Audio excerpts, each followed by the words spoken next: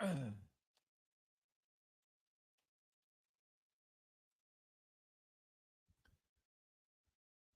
a tremendous Thursday afternoon. How are you? And welcome to the Jason Gregor Show on Sports 1440, Oilers Nation, YouTube, and Facebook. And as always, presented by PlayAlberta.ca, Alberta's only regulated online gambling website, when 100% of the revenue stays right here in the province of Alberta at PlayAlberta.ca. And it's Thursday. It's like my favorite day at Play Alberta.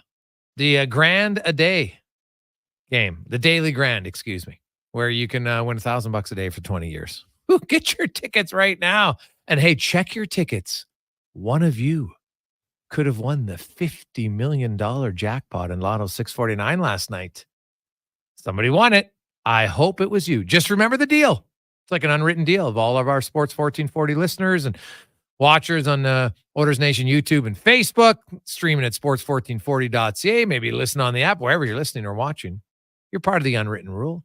If you win the big one, you have a party. We're invited. I think that's a fair trade-off. Trust me. If I'm winning 50 schmil, we're having a party. Maybe 2, possibly 3. Maybe 1 a month for a year. That'd be great. Oh, God, that'd be a lot of fun. Probably a little crazy after a while, but it'd be a lot of fun. So, how are you? Hope you are having a wonderful day. We are 1 week away from kickoff to the NFL season for all of you. And really, you know what the kickoff is? Fantasy football. The frenzy, everybody's getting fired up. Connor and Brandon giving you all the advice on how to lose your league, right? Let's be honest. Did you guys win your leagues last year? I don't know how Duke did. I did not win my league. No. But the 2 years previous, back-to-back champs. So yeah. Wow. You got to take when you're in a 6-team 6-team league, does that really count? Oh, 8-team league. We got 2 new members. So you're up to 10? 10 teams now. Wow, now, okay. Now you guys are closing. Like, you guys gone from the ECHL, now you're up to the AHL. That's not bad. 10-team league actually is pretty good. Depends how deep your bench is. If you have too big of a bench, that's, a deeper bench, it can help you in drafting. But if you have a short bench, then when guys get injuries, there's so many available players that it doesn't necessarily hurt them. So it depends how you want to play it. 12-team I find is good. Anybody who plays a 14-team league, I respect it. I don't find it very fun. I don't find it very fun at all. Because there's not enough good players available.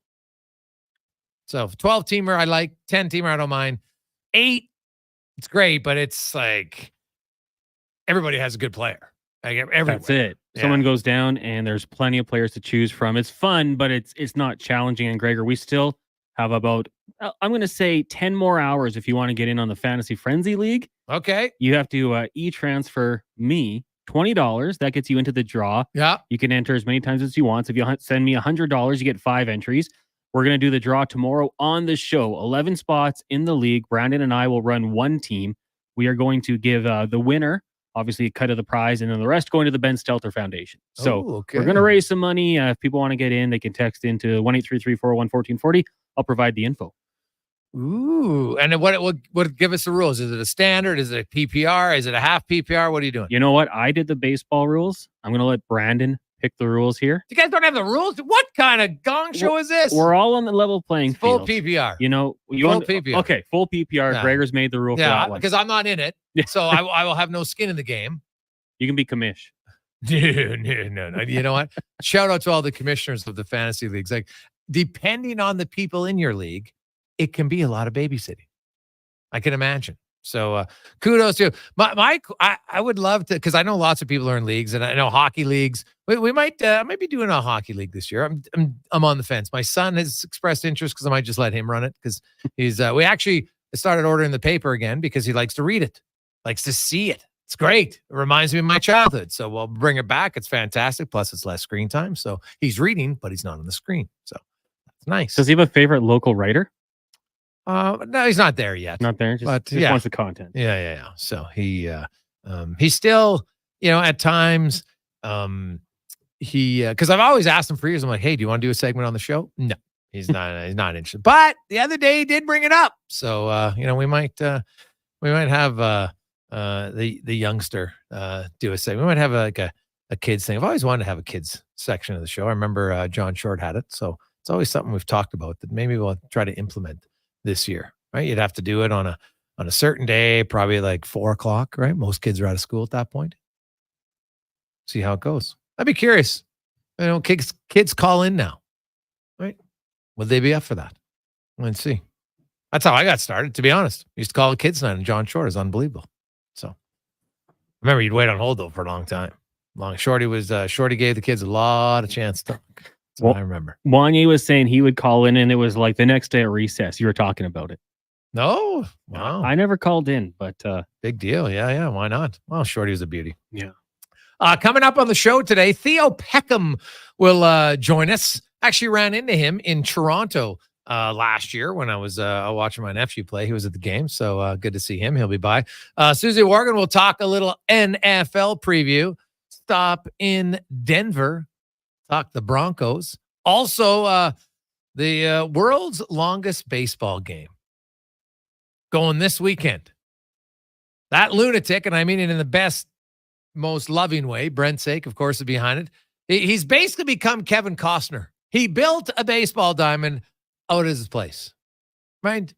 The Field of Dreams, the Field of Saker. And they will be embarking on the world's longest baseball game. We'll talk that. So if you're looking for something to do, you want to go support out in the community, it's just east of Sherwood Park. We'll get you it's super easy to find. And, they got good signage and stuff out there. They've done this. They raise a ton of money for cancer research. So it's awesome. Bob Weeks will be by talking some golf spec. Vinnie Bonsignore. Man, I got a few NFL previews today. I like it. Also, Livingston will be by. A mid-season, basically, firing of the driver. Doesn't happen often, but it does. But Mr. Sargent, who hasn't had a ton of success in Williams. Now, is it him? Is it the car? Is it a combination of both? I don't know. But he is out mid-season trade. So we'll talk about that. As always, we'll get some text, 833-401-1440, 833-401-1440. And it leads me to the question, because I don't know if Connor or Brandon will be the commissioner. I mean, maybe they'll get Declan. Maybe they'll need an outsider commissioner. For those who have been commissioners of a league or would like to be, what is your one must-have rule in your league? Because I know there's a lot of people that talk about collusion trades. Here's where I stand on that. I just want to say this. I'll put it out there for any league that people are in. If you're in a fantasy league and you think there's actual collusion, like actual, and you might have, and it'd be hard to prove, but real collusion, I would say they're out. I'm not rescinding the trade. I'm like, they're out. That's how I would cons. I would tell the people beforehand, if we see anything that we believe is collusion, and I'm not saying, bad trades happen. And that's the other thing. We had a trade in our league the other day, and I was like, I think the one guy wins the trade. I didn't comment like, that's unfair. Because what's the point of making a trade if it's only fair? Does every NHL trade? Does every NFL trade? Does every NBA trade? Do they all work out? Are they all fair? No. You see trades, you're like, wow, I think that guy got cleaned on that one. So why can't it happen in fantasy? I find it's the one thing where people will complain lots about is every trade that the other guys in the league make. And I would put in a rule, in fact, that if you complain about a trade, there's a fine. Right? Put your money out. If you really believe it's that bad, then it's worth complaining. $20. There you go. Now, collusion would be hard, and you'd have to see it. It'd probably be something involved draft picks or something like that, or a real shady deal. But if something like that was attempted, I would just kick them out. I'm like, you're out. That would be my real cons. No, because if they do it once, they'll do it again. Where do you stand on trades? Well, I mean, hey, I've opened it up. I've been pretty transparent on this issue, Gregor. Personally, I don't like to make trades. I like to ride the guys I select. If I'm in a position of need and, I have a surplus of a certain position, I will make the trade. Not my favorite thing to do, because I do feel like you're always getting scammed. You're always having that guy trying to lowball you, think he knows a little bit more about football than you, and tries to slide one past you. If there's collusion, I'm okay with it. You don't want that in your league. My league's never really got that far. I think our trades, guys sometimes will trade kickers just for fun. Nothing too major like that one, but yeah, no, you can't complain about a kicker trade. Oh, that's funny though. We trade kickers. We love it. We're like, trade kickers. That's great. That is classic. You get people doing collusion, especially if you're not that close with them. See ya. Easy enough to get rid of them. Oh, 100%. I can't believe a kicker trade. Wow.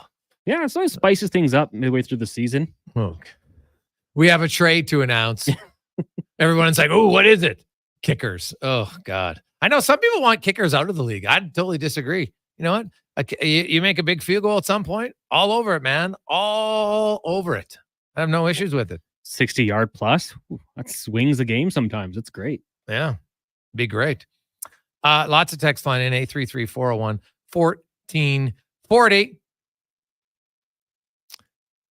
Hey, Gregor, 14-team leagues separate the wheat from the chaff. Been in a 16-team league for decades. Now that's digging deep. Hamish, Edmonton, good luck. P.S. Where's Hervey when you need him? A 16-team fantasy league? Wow. Like, holy cow. I don't think you ever want the first pick. Like, that would be a tough one. You get one injury in a 16-team league, your year's done, I would think. Holy cow. I didn't know there was 16-team leagues in fantasy football. Unreal. You must have a really deep bench. You gotta go deep. And like, what about bye weeks? How's that work? Holy You would really have to prep your team for that. You have 3 or 4 guys on a bye week. Yeah. All of a sudden, I'm starting for your team. Hey, guys, what about leagues with future draft picks? How do you feel about teams giving up stars for next year's picks? Rick. Hey, Rick, in our league, I love it. You got to go for it. That doesn't mean you'll win. We had a guy unload this year. So 8 teams out of our 12 make the playoffs, right? And then the other 4, you have to play to win the first overall pick. You basically have to win your 2 loser games to get the first pick. And the teams the guy who loses both his games, then he picks 4th. And he also is most likely the person who has to put the stickers on the board. It's the worst job.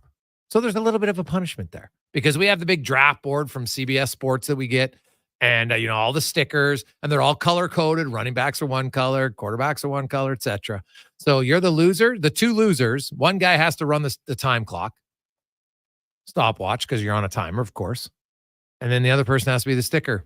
Biatch. It's not a good job. Did it once, hated it, because it kind of disrupts your whole flow of drafting. But everybody knows going in, you don't want to be that guy. But I don't have a problem trading draft picks.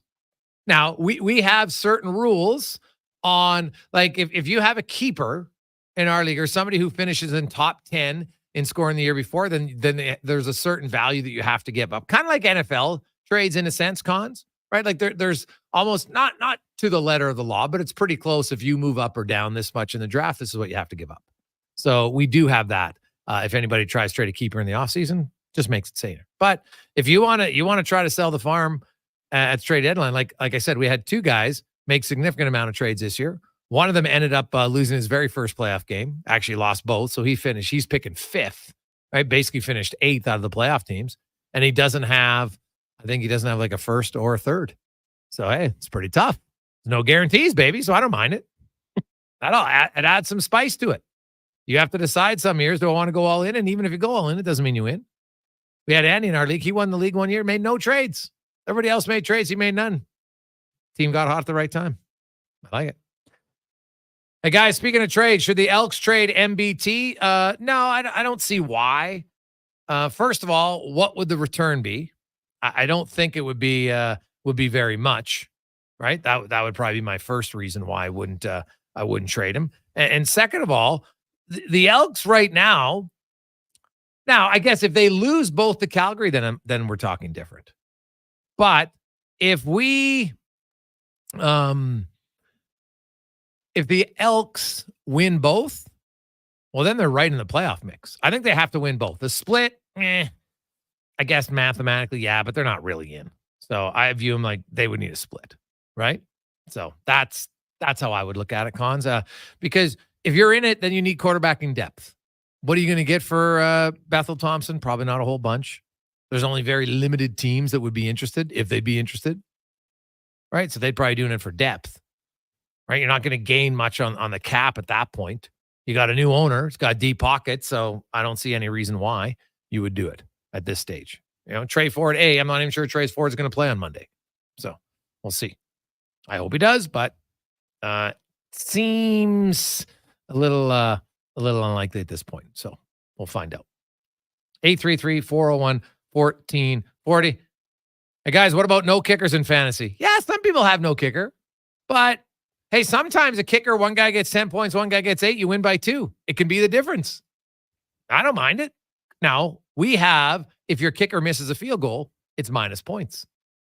Just like if you throw an interception, it's minus points.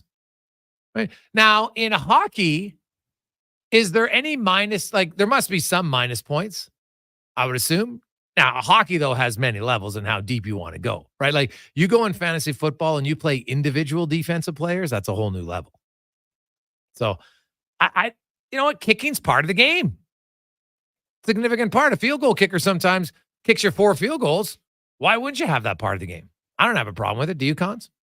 Not at all. No. It is funny when we see those teams that lose by 1 point, and there is due to someone having a negative point total. I think that we all can kind of share a laugh when you see that pop up on social media. So no, I think that's fair. If your player does something stupid, negative yards, multiple interceptions, whatever it might be for negative, I'm all on board for it. You know the rules when you start, so don't get mad when it happens to you. Hey, guys, I only play in auction drafts now. Every person having the chance for every player is the most fun and fair way to play. And the best of all, no one can complain about the draft position. Justin D. Well, see, our draft position is based on how you finished the year before. It's not just a random. I've seen some people, they do like contests, sprints, and different things to see draft order. And I get it. I understand you got to do something. It's probably a little bit more exciting than just you kind of earn it, I guess, rather than just a name out of a hat. But I kind of like ours. You got to win your way, you lose your way. The champion has the 12th pick. In our league, we have 12 teams. I don't have a problem with it. I kind of like it. But a draft, now, how long does an auction draft take would be my question. Do you do it, everybody get together, or do you only do it remote? Because that's the other thing. Our draft is face-to-face. Like it's actually on Sunday. We have a big golf match first. Now we actually have a green jacket with handicaps. I got a few sandbaggers, I'm sure. But either way, we do it, the handicaps. And then we have one chef in our group. Like he's a chef. And he sent a picture out. Like he's already sauteing his food right now. It's unreal. Right? He's got it, the flavor, putting in the spices. It's unbelievable. So I quite like having the draft. Everybody gets together. Oh, we also have rules like in our board, because, you have the board up at night, people been playing. If let's say you call out a name that's already been drafted, because it's not Cons, it's not like there's a draft board, but you have to look. And sometimes maybe you don't look close enough. And all of a sudden you call out a name that's already been drafted. That's a penalty. So it's fun. What's the penalty? Shot. You have to do a shooter. And there's always, every year there's one or two, and the first guy to do it, the place goes bananas. Oh, it's so awesome. Oh, you love it. Sometimes you try to sue our guy. He'll be, hey, is this guy gone? No, he's still available. So I love the fantasy. It's kind of fun. It makes watching the games a little bit more enjoyable. So, and really, I love it for the chirping on the chat line. That's probably the favorite part about it. Because if you're not chirping, what are you involved in? What's the point? Don't like it at all. When we come back, Theo Peckham will join us. We'll talk a little hockey. Theo's going to be in town for a charity tournament next month, so we'll talk about that and more on the Jason Gregor Show, presented by PlayAlberta.ca. Remind you can always text us 833-401-1440, 833-401-1440 in our eWell inbox. Gather around the radio, kiddies, for the best time of day. It's Oodle Noodle time. Listen in this week as your noodle hero battles the barbarous Bobby Burger. Now sing along. You know the word. Oodle Noodle time. Oodle Noodle time. You know what time it is now. Get up and give me your best Oodle Noodle dance. Your best time of day is Oodle Noodle time. Legacy Heating and Cooling is your supplier of maximum comfort, bringing you the cool AC you need. You just have to call Legacy. Call Legacy. For comfort at night when the hot air suffocates you. Call Legacy. Call Legacy. For comfort in your wallet with no payments or interest for 1 year. Call Legacy. Call Legacy. You deserve comfort. Cool off today with AC from Legacy Heating and Cooling.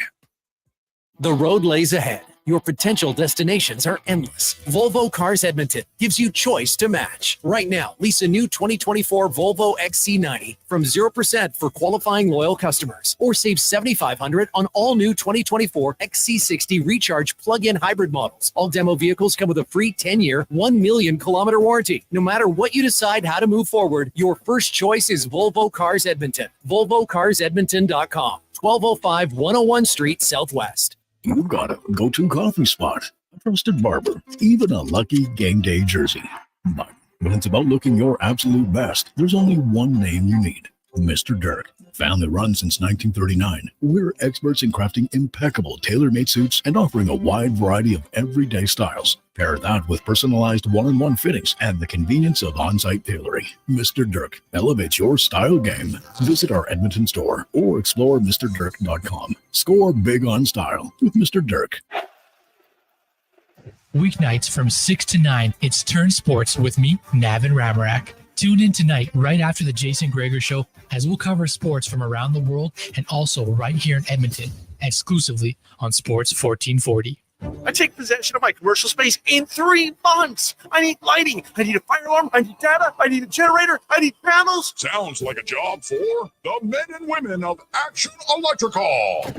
Projects team reporting. We design, build, and construct all the electrical systems for your projects. Need everything to work right? Get the Action Electrical project team on your site. Facing an electrical menace? Call the men and women of Action. Operating throughout Alberta at actionelectrical.net. Actions speak louder than words. Japa Machinery Group puts your construction plan into action with XCMG construction machinery you need. Available for rental or sale. Learn more at japamachinery.com. Honk your home for Papa John's newest deal. It's one big deal for one big pizza. An extra large New York style one topping pizza for only $17.99. Papa John's original fresh, never frozen dough. Hand stretched thinner to make 8 extra large slices with your favorite mouth-watering toppings. So hold and fold that slice like a New Yorker. Bigger is better when it comes to pizza. Better ingredients, better pizza. Better get some extra large New York style one topping pizza for only $17.99 at Papa John's. Ritchie Brothers Auction. Best three-day unreserved heavy equipment auction at their Niski site, September 4th to 6th, 8 a.m. Live on site and online. A large selection of core construction equipment, mainly Caterpillar, plus wheel loaders, excavators, trucks, trailers, and vehicles. Register online to bid. It's free. Priority bids on now. On-site viewing starts August 30th. Timed auction September 1st. Demand for equipment is strong. Contact your local territory manager to consign. More at rbauction.com. In summer, the prices are even hotter when you drive away in a new Mitsubishi from Cross Mitsubishi. Home of the largest 2024 Mitsubishi inventory in Western Canada. All this month, get 0% financing for 60 months on 2024 RVR, Mirage, Eclipse, Cross, and Outlander models. Plus a no-charge extended warranty valued at $3,740. Visit Cross Mitsubishi today and drive your ambition. 9605 34th Ave and crossmitsubishi.ca. Honk your home for Papa John's newest deal. It's one big deal for one big pizza. An extra large New York style one topping pizza for only $17.99. Papa John's original fresh, never frozen dough. Hand stretched thinner to make 8 extra large slices with your favorite mouth-watering toppings. So hold and fold that slice like a New Yorker. Bigger is better when it comes to pizza. Better ingredients, better pizza. Better get some extra large New York style one topping pizza for only $17.99 at Papa John's. Tonight, I'm gonna have myself a real good time. I feel alive.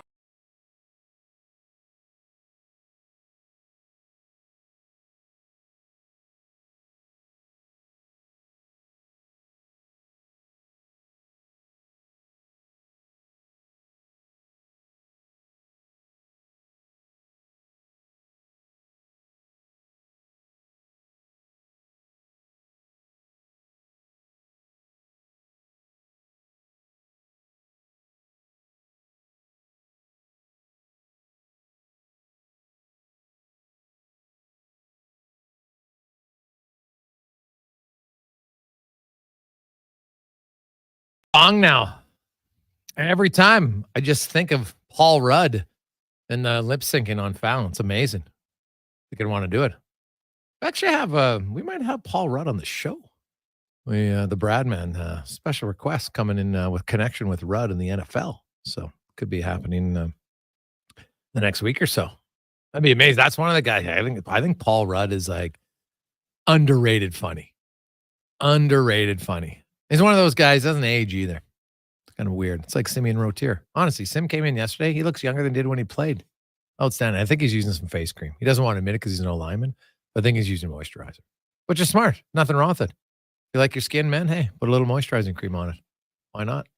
Who knows? Now, does our next guest use moisturizing cream? We'll find out. We'll see. Let's we go around the NHL, brought to you by McDonald's, and this is good timing because we just had the Big Arch delivered to the studio.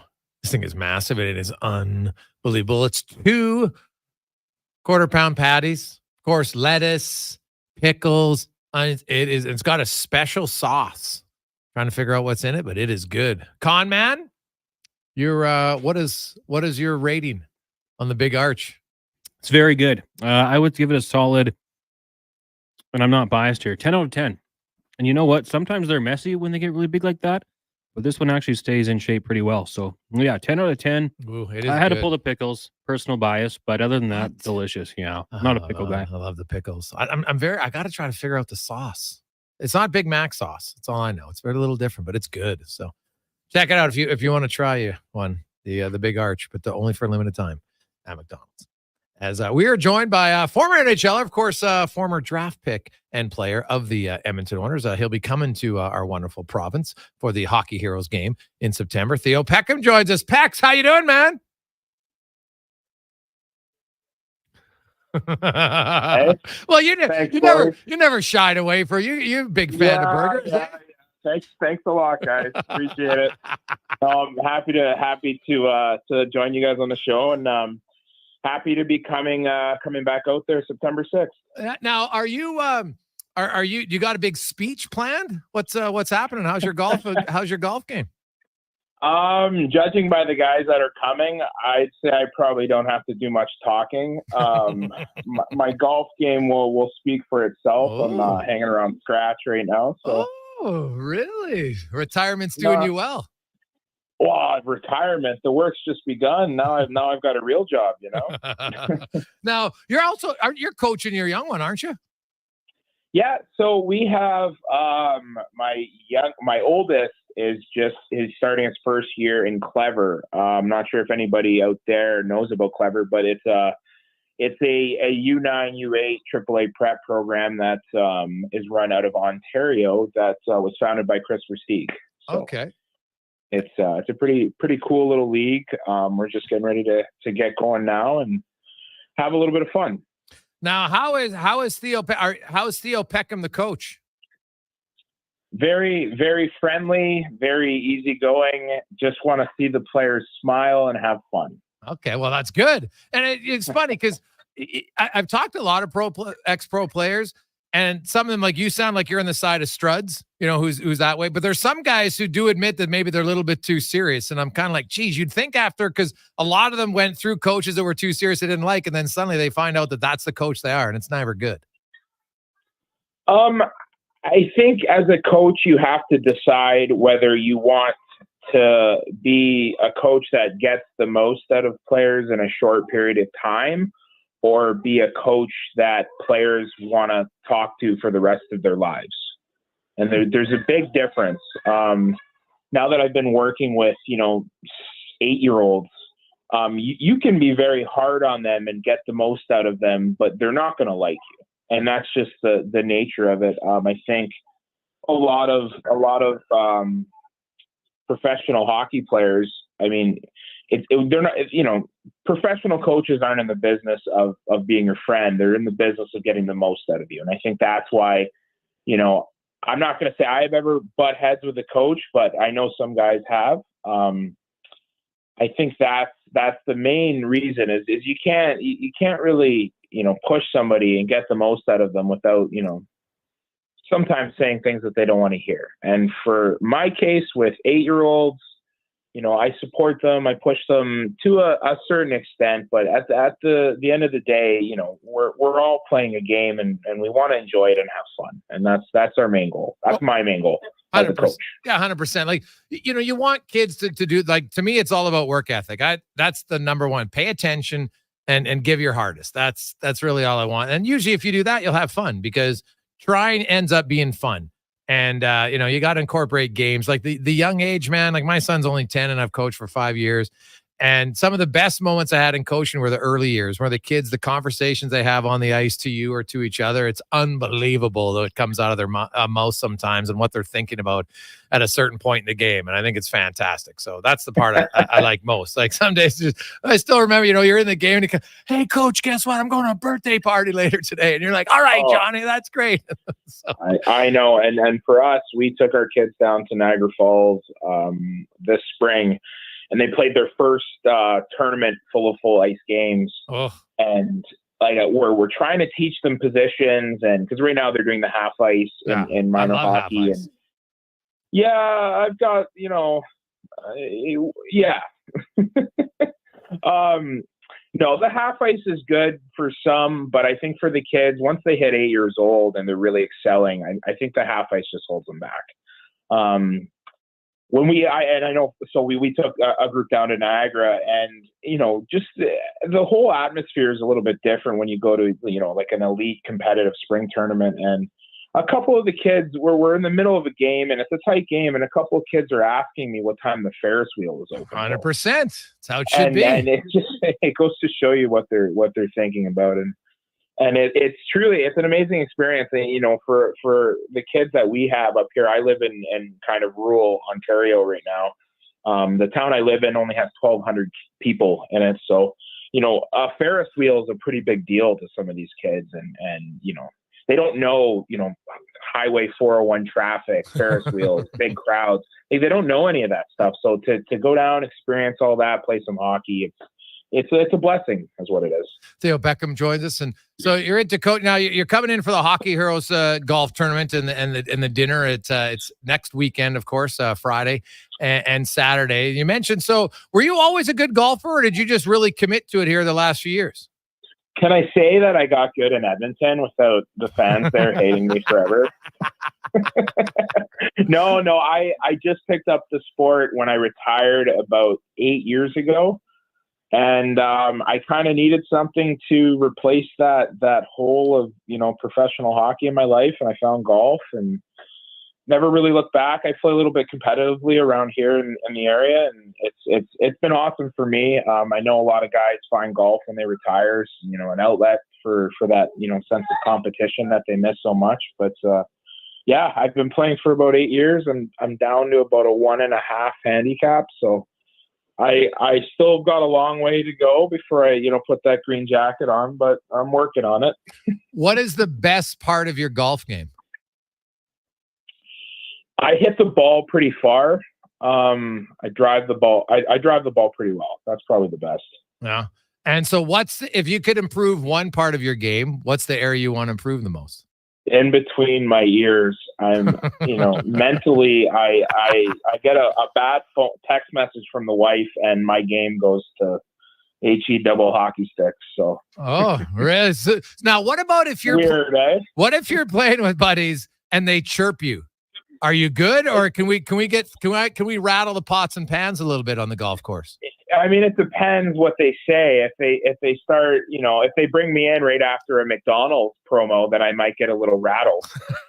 But if it all depends on what they say. But I can definitely be rattled out there. I'm working on it.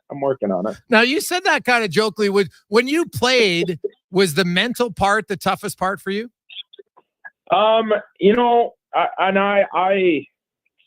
It's tough. I mean, I was a kid, right? Yeah. I think I left Edmonton. I was 25.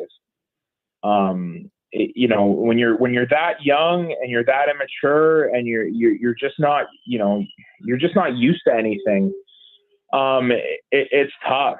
And I mean, for me, off ice, I just struggled. I struggled with home life. I struggled with just a sense of maturity, a sense of growing up. it was tough. You know, I came into I started playing professionally when I was 19.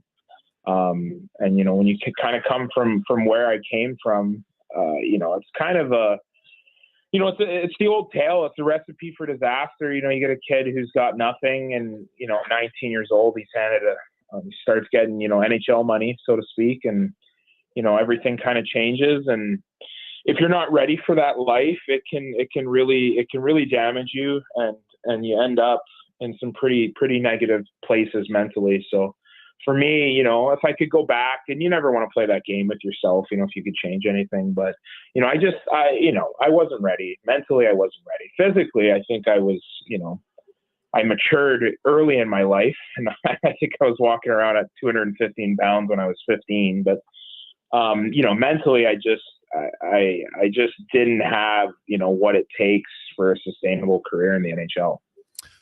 And I love the honesty about that, Theo. And you know what? You are who you are. And I do think it's true. Like being a 20-year-old, 21, you come to a new city. And as you mentioned, you know what, especially for, you know, lots of people, you know, you come from a lifestyle where you don't have, and all of a sudden, like, I don't care if you're making league minimum in the NHL, you're making huge money in the grand scheme of the world. And all of a sudden, you know, things come at you, and I'm sure you have a lot of people that want to be Klingons and everything else like that at different times. Like, was it hard for you to try to balance, you know, like how to train properly and, you know, how not to get caught up in the wonders of being in the NHL and flying first class, you know, having lots of disposable income? Well, that was the problem, is I couldn't balance that. And, you know, I'm 36. I've got 3 kids now, and I know what happened. I know what the problem was. And, you know, it's so hard, you know, even when you're a normal person. And for me, the issue with me was I didn't have a father growing up. So yeah. Single mom doing everything she could.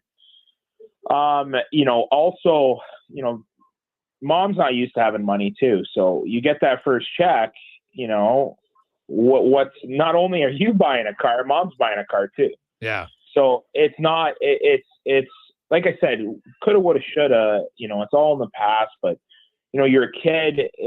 You know, I wasn't able to balance the training, the lifestyle, I wasn't able to balance any of that, which is why, you know, my career shaped up the way it was. And it's unfortunate, but, you know, you put anybody in that situation without the right guidance.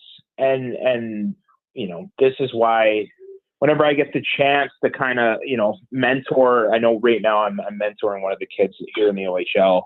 Whenever you get a chance to really step in and be that mentor from somebody, I always try to, you know, lend my time wherever I can, but it's such a hard lifestyle. And now the kids coming up are a little bit more adapt to it. They're a little bit more used to the fame and the attention that comes with playing in the NHL. Just with social media alone, these kids are already pegged at 12 years old that they're the next, you know, first overall draft pick. So they're coming in already used to the attention, already used to, you know, the fame and stuff like that. Back when, you know, I was there, it's, you know, you go from living in a 1-bedroom basement apartment to next thing you know, you get your first signing bonus. And, you know, what do you think is going to happen? You know what I mean? Yeah. No, it's true. And, you know, you look back on it and you wonder at times, like, you know, should organizations do more to help players like that? Because there's a lot of Theo Peckhams. Not everybody comes, you know, from a perfect background. And so, hey, some people, you know, make it from being a single mom. I understand that every situation's different, but, you know, I do wonder if organizations look and say, geez, maybe how can we support players better? Because everybody's going to come from a different background. You know what? I've done a lot of thinking about what would have happened if there was some more support, but that's on me. That's on my side of it. You know, nowadays it's with hockey being so expensive, a lot of the, you know, rags to riches stories aren't happening anymore because they're never getting the chance to play, which is, you know, to bring back to the point of why I'm coming out there, the Hockey Hero Society, you know, helping kids, families in need play sports. And, you know, organizations like that are giving kids the opportunity are almost the only way that these, rags to riches stories are happening, because of the growing cost of hockey, that it's almost impossible to find those kids anymore. Myself, the Stewart brothers, I know they come from the same thing. There's a lot of guys out there from my era that came from nothing, but it was attainable. Hockey was attainable. It was you could go to a secondhand shop and buy a pair of skates for $30. Nowadays, the secondhand skates are $150. You know. Yeah, no, it's true. And again, organizations like Hockey Heroes, and I know the other benefactor is the White Court Boys and Girls Club, things like that, just that help kids get active, help kids stay involved in sports. At the end of the day, it helps kids have an outlet, and, God knows they need it nowadays more than ever. Just with the negativity surrounding the world, it's awesome that there's organizations like this that are there to help kids out. Former NHLer Theo Peckham, former Oiler, joins us. He'll be in White Court for the Hockey Heroes golf tournament and the dinner next Friday and Saturday. And definitely sounds like, Theo, you know what, a lot more mature than your age for sure. You've learned a lot. You're a father now with 3 kids. You want to help out. And what Hockey Heroes does, to give kids an opportunity, not just to play hockey, but to play any sport, right? Because you were a very good athlete. You didn't just play hockey. You played a lot of sports growing up, if I recall. I did. I played, let's see. Once they became free in high school, I played everything. So I played volleyball, badminton, baseball. I think those are all the teams I could squeeze in a hockey. So while playing junior A hockey. So I did. I played as many sports as I could. Which sport other than hockey do you think you're the best at? Right now? No, ever. Like growing up. You know what? This is gonna sound weird. I was a really good badminton player. I really had a thing for badminton.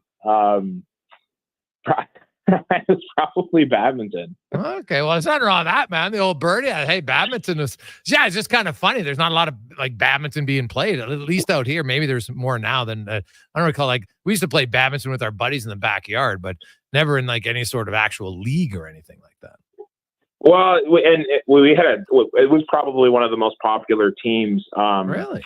The culture that I guess was the main. How do I say this without getting in trouble? The population at my school had a very big badminton following. So the badminton tryouts, there were 200 kids there. What? Oh yeah, it was huge. I remember it was because I grew up in Richmond Hill, Ontario. So heavy badminton culture. At least there would be a ton of kids there trying out, and it was one of the biggest teams in the school. Oh, so you took a lot of pride if you could make the badminton team. Well, funny story. The way I got on is there was a girl I had a crush on, but she wasn't a very good badminton player, and none of the boys wanted to be partners with her, and she wanted to play mixed doubles. So I volunteered so I could spend some more time with my high school crush. Oh, smart. This is, of course, before I met my wife, you know. And so that's kind of how I got interested in badminton, and how I was on the team. Yeah. Hey, smart move. Guys will do anything. You got to try to get the number. Hey, pay a little attention. Smart. Right. And back then it was before the internet. So yeah. Hey, why not? So gotta do what you got to do. For all those who are making the trek up to White Court for the Hockey Heroes tournament, just remember on Friday. Now, I think it's a draft or there's an auction. So Theo Peckham, I think he said he's a 1.5 handicap. So I'm guessing you're a pretty decent scramble player. Well, no, I'm all right. I'm a really good scramble. I hit the ball pretty hard. I know for a fact Rafi Torres, lot left to be desired there. I can't imagine Ben Scrivens is a good golfer. That shaggy hair, there's no chance. Let's see who else we got. Matthew Barnaby. I've seen his swing. It's not great. Tim Peel, he's a ref, so he's probably a good golfer. Now who else is it? Cliff Ronning? Yeah. He's just there's some age there. There can't be a whole lot of speed. Probably one of those 220 up the middle guys. We don't want those scrambles. We don't need those guys. I like it. I like it. Theo, man, it's always great to catch up with you, man, and continued success in coaching and helping mentor kids. That's fantastic. And have loads of fun with the gang in Whitecourt at the Hockey Heroes tournament next Friday and Saturday. I'll have a load of fun. Thanks so much for joining us. Yeah, sounds good. Thanks, guys. All right, there you go. That's Theo Peckham, or as Don Cherry called him once, Teddy Peckman. Oh, that was a classic. Hey, he said, you know what? Honestly, if you're Theo Peckham and he calls you Teddy Peckman, you're probably loving it. It's great, right? That was one of Grapes' great things. So it's fantastic. But, I really like Theo's honesty there. He says, hey, man, like, I remember talking to Theo once, like, he really came from, a low-income background and, didn't have a lot of guidance. And, it's hard when all of a sudden you get that first paycheck and you've never really had any money in your life. And you get a paycheck, your first paycheck in the NHL for 2 weeks. It's like 20 grand. And you're like, what is happening? Right? Not to mention back then, you get signing bonus. So it was, it is nowadays, I think it's, they're better off. Lots of agents will offer part of their agency now has, financial, awareness and, because even for lots of middle income families, like you all of a sudden, you get a signing bonus, you get a check of 90 grand, right? Like that's what people make in a year, right? Some people are making 2 years, right? And then all of a sudden you get to the actual NHL, and Theo played in the NHL for 6 seasons, I think it was, from 08 to 13. So you know what? That'd be hard, right? Like it's easy to sit back and say, if you have guidance from your family now, well, how could you boast the money? Well, if you've never had something like that, you don't necessarily have the guidance. It's hard. Very hard. Quick break. We'll come back on the Gregor Show. Sports 1440, Oilers Nation, YouTube, and Facebook. Hey, it's Brad McCory here from St. Albert Dodge. Our August month-end blowout is now on. So until Saturday, August 31st, we won't say no to any deal. And here's what we have to offer. 20% off new 2024 Ram 1500s, no payments for 90 days on selected vehicles, and how's this? A brand new Jeep Compass 4x4 for only $37,000. If you're looking for a new vehicle, don't buy until you talk to us. Head up the trail and see how easy it is to do business at St. Albert Dodge. Rule number 12, not spending the afternoon tubing on the Pembina. Next, you're going to tell us you don't wear flannel. Summer in Alberta has its own set of rules. And if you're looking to add a little extra fun, Play Alberta has it all. Use promo code SUMMER to snag a $50 casino bonus for casino, instance, and live dealer with your next deposit. Get ready for promotions throughout the summer to help you make the most of those sunny Alberta days, because we all know they won't last long enough. Bonus terms and conditions apply. Legacy Heating and Cooling is your supplier of maximum comfort, bringing you the cool AC you need. You just have to Call Legacy. Call Legacy. For comfort at night when the hot air suffocates you. Call Legacy. Call Legacy. For comfort in your wallet with no payments or interest for 1 year. Call Legacy. Call Legacy. You deserve comfort. Cool off today with AC from Legacy Heating and Cooling.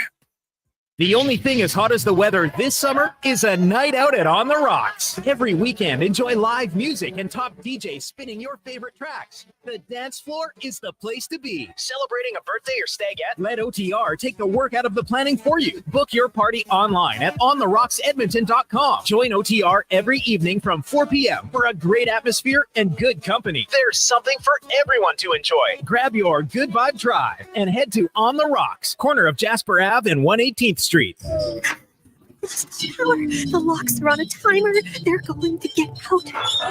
Sounds like jobs for the men and women of Action Electrical. Service team reporting. With the remarkable reach of our bucket trucks and other equipment, we assess, service, and maintain your electrical lighting and automation systems. Facing an electrical menace? Call the men and women of Action. Operating throughout Alberta at actionelectrical.net.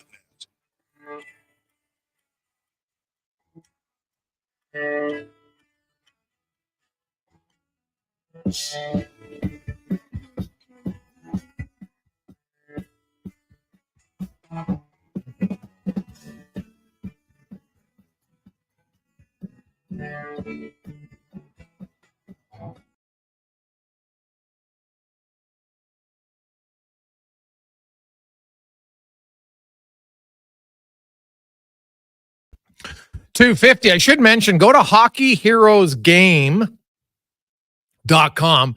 They do have a few spots open for that golf tournament next weekend. Maybe you get to tee it up with Theo Peckham.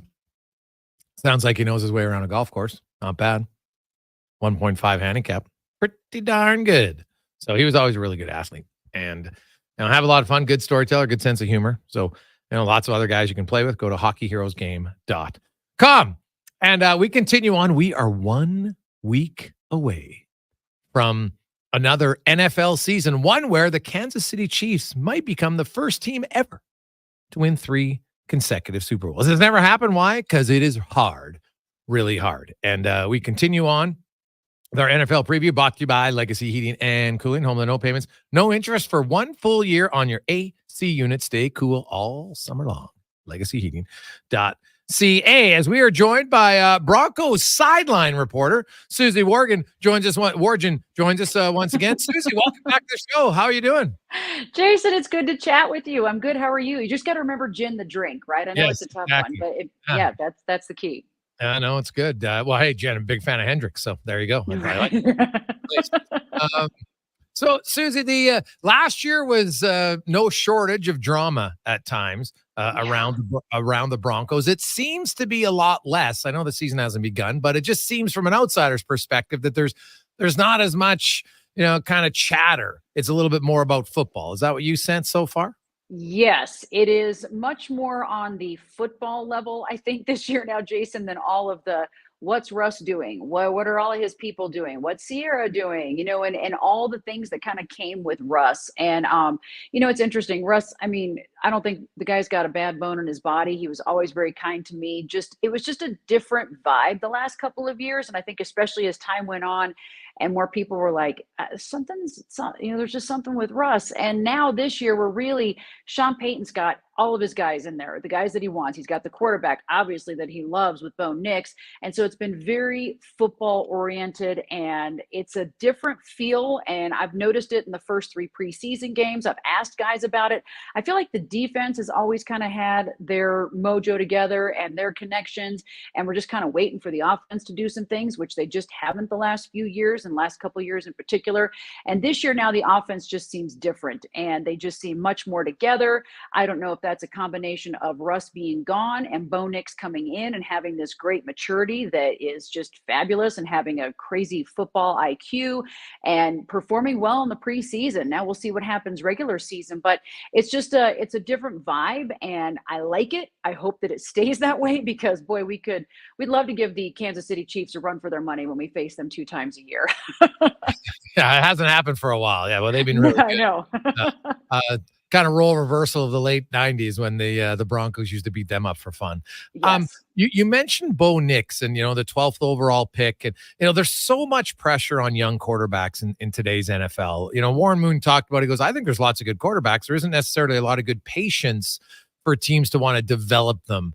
Bo Nix comes in. He's obviously the starter. Sean Payton has a little bit of a history of being a guy who works well with quarterbacks, but rookie quarterbacks are still different. Susie, you've covered the league for a long time. Like it's really hard when the bullets start to fly for real in the regular season. What's a realistic expectation for Nix this season? That is the $1 million question. I think that we've got some pretty high expectations for him, even though he is a rookie, because we saw what happened with CJ Stroud in Houston last year. And also the fact that there's some intrinsic things about Bo Nix that's, I think, different than a lot of rookie quarterbacks. He's 24 years old.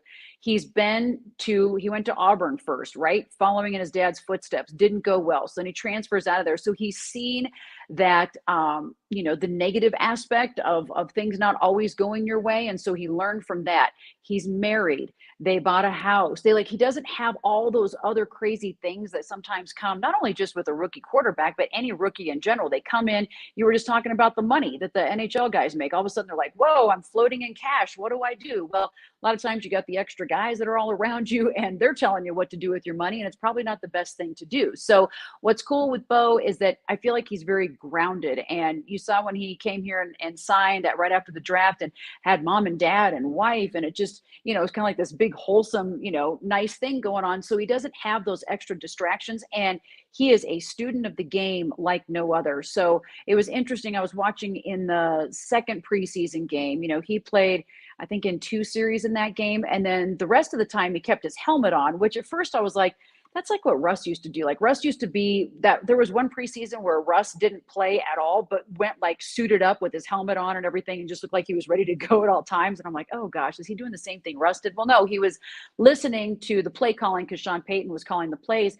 And then when he didn't have his helmet on, it was up to his ears, so he could still hear his radio in his ears. So he's just that guy that he didn't check out. He stayed very involved and is just always wanting to do more, learn more. And I think that's why Sean Payton loves him. I mean, he's talked about that when they saw him during his college days before the draft, and just realized how much he studies, how much he's just wanting to learn more. And he does some things that I think Sean can work well with. Is anybody else going to be a Drew Brees? No, probably not. But he at least has something to work with now. And Bo responds very well. Bo even said last week in practice, he said, there was a couple things in the game that weren't great. And so we worked on them, and I won't be doing that again. I was like, oh, wow. Okay. So he's teachable, coachable. And who doesn't like that, especially if you're Sean Payton? Yeah, no, 100%. That's what you want. Now, draft picks are so important to every team. They got a high draft pick. Then you look at, Yona Ellis, Troy Franklin, Abrams Drain. Any other draft picks you see that are going to be impact players for the Broncos this season? You just mentioned him, Jonah Ellis. He is going to make a huge impact on this team.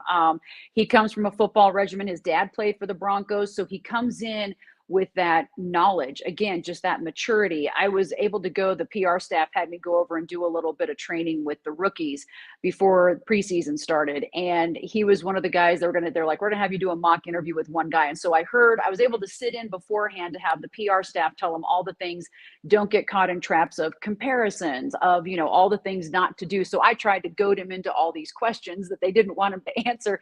And he passed with flying colors. He worked around every single question that I tried to ask him. I was like, oh, this kid's smart. He's very good. So, and not only is he good just off the field, but on the field, we saw great things from him in the preseason, and we're going to see even more. He is a man at his age, and is going to be doing some really cool stuff. I hope Troy Franklin gets there. We didn't see as much from him in the preseason. I think a lot of people even were talking about, is he going to make the team, because we didn't see much from him, but he's got that connection with Bo. So, and obviously the coaches, they know better. They see more film than we do. They dissect all those things more than we do. So there's something there with Troy. And, in saying that, they also cut a guy that we're all heartbroken about with Tim Patrick, who is just kind of a heart and soul and injured the last 2 years. And we're all sad to see him go. I kind of thought maybe they keep Tim and not Troy, but I understand you're also looking for your young guys to come in, and teams don't like getting rid of their draft picks either. They don't want to admit they've made a mistake. Yeah, 100%. Susie Wargan joins us here on Sports 1440, Oilers Nation YouTube and Facebook. So overall, Susie, and you've covered the league for a long time. The Broncos, of course, up close and personal. You look at this team, and obviously they got a rookie quarterback. The receiving core, Cortland Sutton's still there. They brought in Reynolds. They got Mims Jr., Javonte Williams in the backfield. How do you kind of rate their skill position guys for Knicks? And do you think are they going to try to be, a 50-50? Do you think they're going to be more of a pass offense, maybe more of a run? What do you think they're going to start the season like? Well, I think they've got nice options with the way that Bo Nix can play. And we saw him make some pretty spectacular plays in preseason. So I think that it was interesting. Our offensive coordinator made the comment that Bo almost processes too fast, which is typically guys can't process fast enough, especially at that level, at the NHL or the NFL level. I'm too busy thinking about your previous interview there.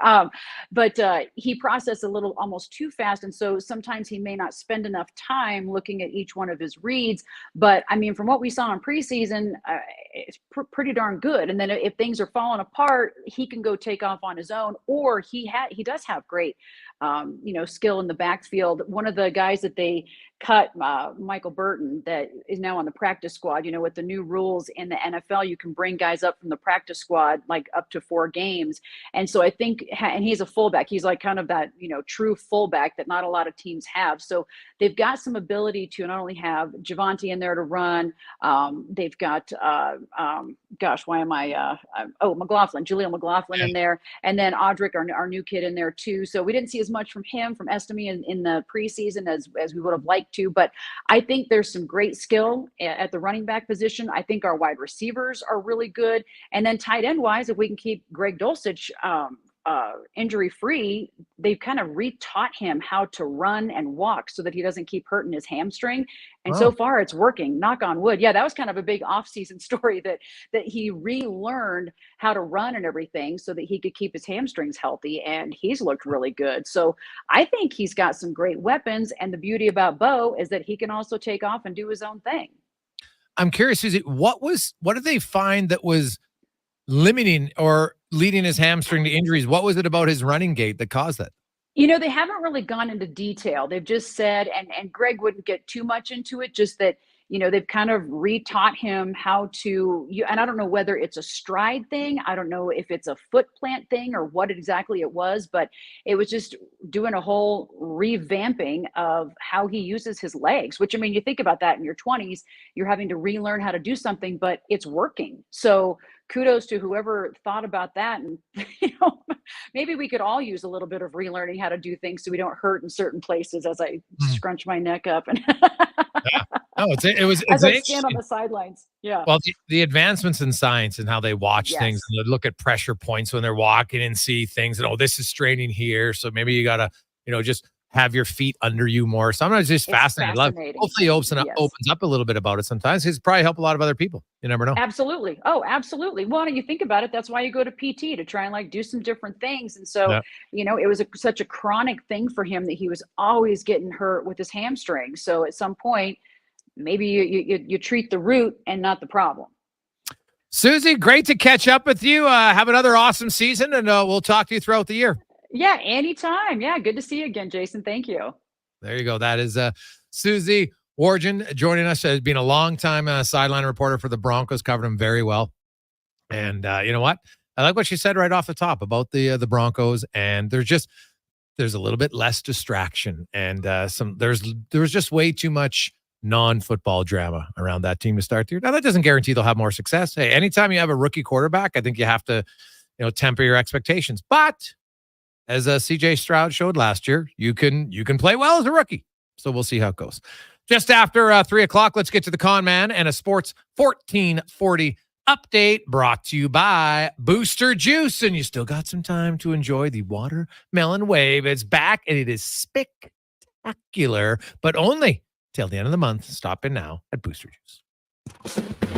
This is the Sports 1440 update. Vancouver Canucks goaltender Arthur Shields will not play for Latvia in their Olympic qualifiers, citing a knee injury. In a series of tweets, the Federation said Shields is dealing with inflammation, which could threaten his availability for the start of the NHL season. The Ottawa Senator is bringing forward Nick Cousins on a one-year, $800,000 contract. Cousins 30 had 7 goals, 15 points in 69 games with the Panthers last season. And Steve Sullivan heading back to Toronto, the former Leafs forward, joining the American Hockey League's Toronto Marlies and assistant coach under John Gruden. Some notes from Elks practice today. Quarterback Trey Ford limited once again. Running back Javon Leake was a full participant, as was safety Lucius Purifoy. Linebacker Niles Morgan did not participate with an ankle injury. The team back on the field Monday, taking on the Stampeders.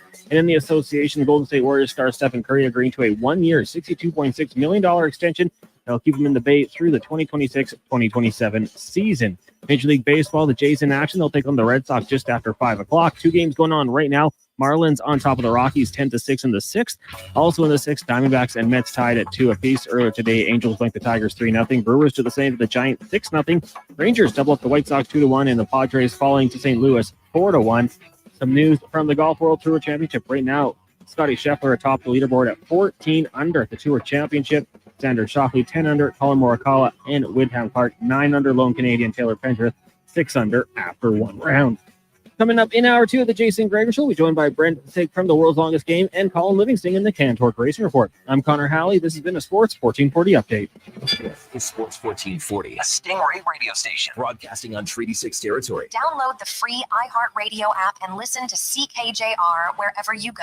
Hey, sports fans, we've got a clear choice for you. At Crystal Glass, we provide customers with the perfect glass for any job. From home to auto and even commercial, installation or repairs, we're your team. Call 310 Glass or visit crystalglass.ca. Crystal Glass. Jonathan and Murray are friends. Hey, buddy! Except when they talk about which stadium is more fun in the summer. Dude, Commonwealth has Elks Fan Park. Tailgating at its finest. But it can't compare to the old ballpark in the River Valley. Riverhawks games are electric. But ask them who makes the best beef jerky in Alberta, and they'll tell you. Wilhauk Beef Jerky. It's the only thing everyone can agree on. So, pick some up for your summer pregame snack. Wilhauk beef jerky, because you don't win friends with salad. What's cracking at Cattail Crossing? Every Friday after 4 p.m., it's 9 and Dine Fridays. Includes golf for two with a power cart at Cattail Crossing and a $50 food voucher at Out of Bounds Restaurant. Only $119.99. Tea times can be booked at cattailcrossing.ca. We've finished construction of our gamma radiation containment facility. Is it up to code? Is it going to be safe? Sounds like a job for the men and women of Action Electrical. Testing team reporting. We test your commercial operations using tools like infrared to ensure safe operation. Trust us to prevent potential calamity before it strikes. Facing an electrical menace? Call the men and women of Action. Operating throughout Alberta at actionelectrical.net. Legacy Heating and Cooling is your supplier of maximum comfort, bringing you the cool AC you need. You just have to Call Legacy. Call Legacy. for comfort at night when the hot air suffocates you. Call Legacy. Call Legacy. For comfort in your wallet with no payments or interest for 1 year. Call Legacy. Call Legacy. You deserve comfort. Cool off today with AC from Legacy Heating and Cooling. Gather around the radio, kiddies, for the best time of day. It's Oodle Noodle time. Listen in this week. Yeah, good to see you again, Hero Jason. battles the barbarous Bobby Burger. Now sing along. You know the words. Oodle Noodle time. Oodle Noodle time. You know what time it is now. Get up and give me your best Oodle Noodle dance. Your best time of day is Oodle Noodle time. A premier hockey solution with a clear path for long-term development is proud to be entering its 8th season of independent borderless hockey, featuring provincial and cross-province competition with showcase-style regular season gameplay and a strong commitment to individual skill development. It's an attractive option for those seeking family life balance. The Hockey Super League offers opportunities for both male and female athletes born between 2012 and 2017. Visit hockeysuperleague.com for more information. I'm Colin Livingston, president of Cantork. Since 2016, we've been at the forefront of hydraulic torque wrenches in Canada. I'm delighted to share our latest venture, in-house production for quicker turnaround, superior quality, and heightened versatility. Experience excellence at cantork.com. Bringing every project to life requires the right team. By joining the Japa Machinery Group service or sales teams, you can be part of setting a new industry standard. Celebrating a legacy of excellence with Japa. Learn more at japamachinery.com. Take on summer adventure with GMC. Right now, get 0% financing for up to 60 months on the 2024 GMC Sierra 1500 Crew Cab Elevation. With Sierra's available 5.3-liter V8 engine, 13.4-inch diagonal premium infotainment system, plus available adaptive cruise control, you'll have everything you need to get out of town comfortably this season. Hello! Definitely not comfortable with that. Ask your GMC advisor for details.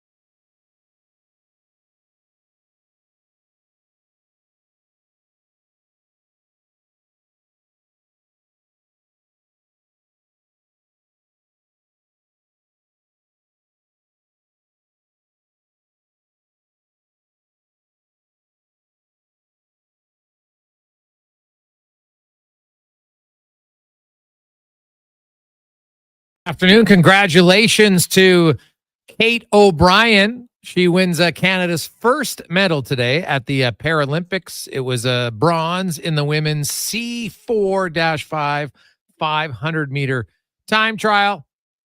And they're off and running at the Paralympics for Canada. We got a lot of Canadians who are expected to do very, very well, including, of course, Patrick Anderson, flag bearer, Katrina Roxon, and many others. So looking forward to it. Highly recommend if you want to check it out tonight. And of course, the next, I think it's 10, 12 days. You can check it all out on CBC. I think TSN's got some coverage as well. So should be great. And another one, Gregor. Do we win another medal? Orally Rivard, yes. In the she won again? 50-meter freestyle. She's that's like, I think her, isn't that like her 8th or 9th Olympic medal? It might be.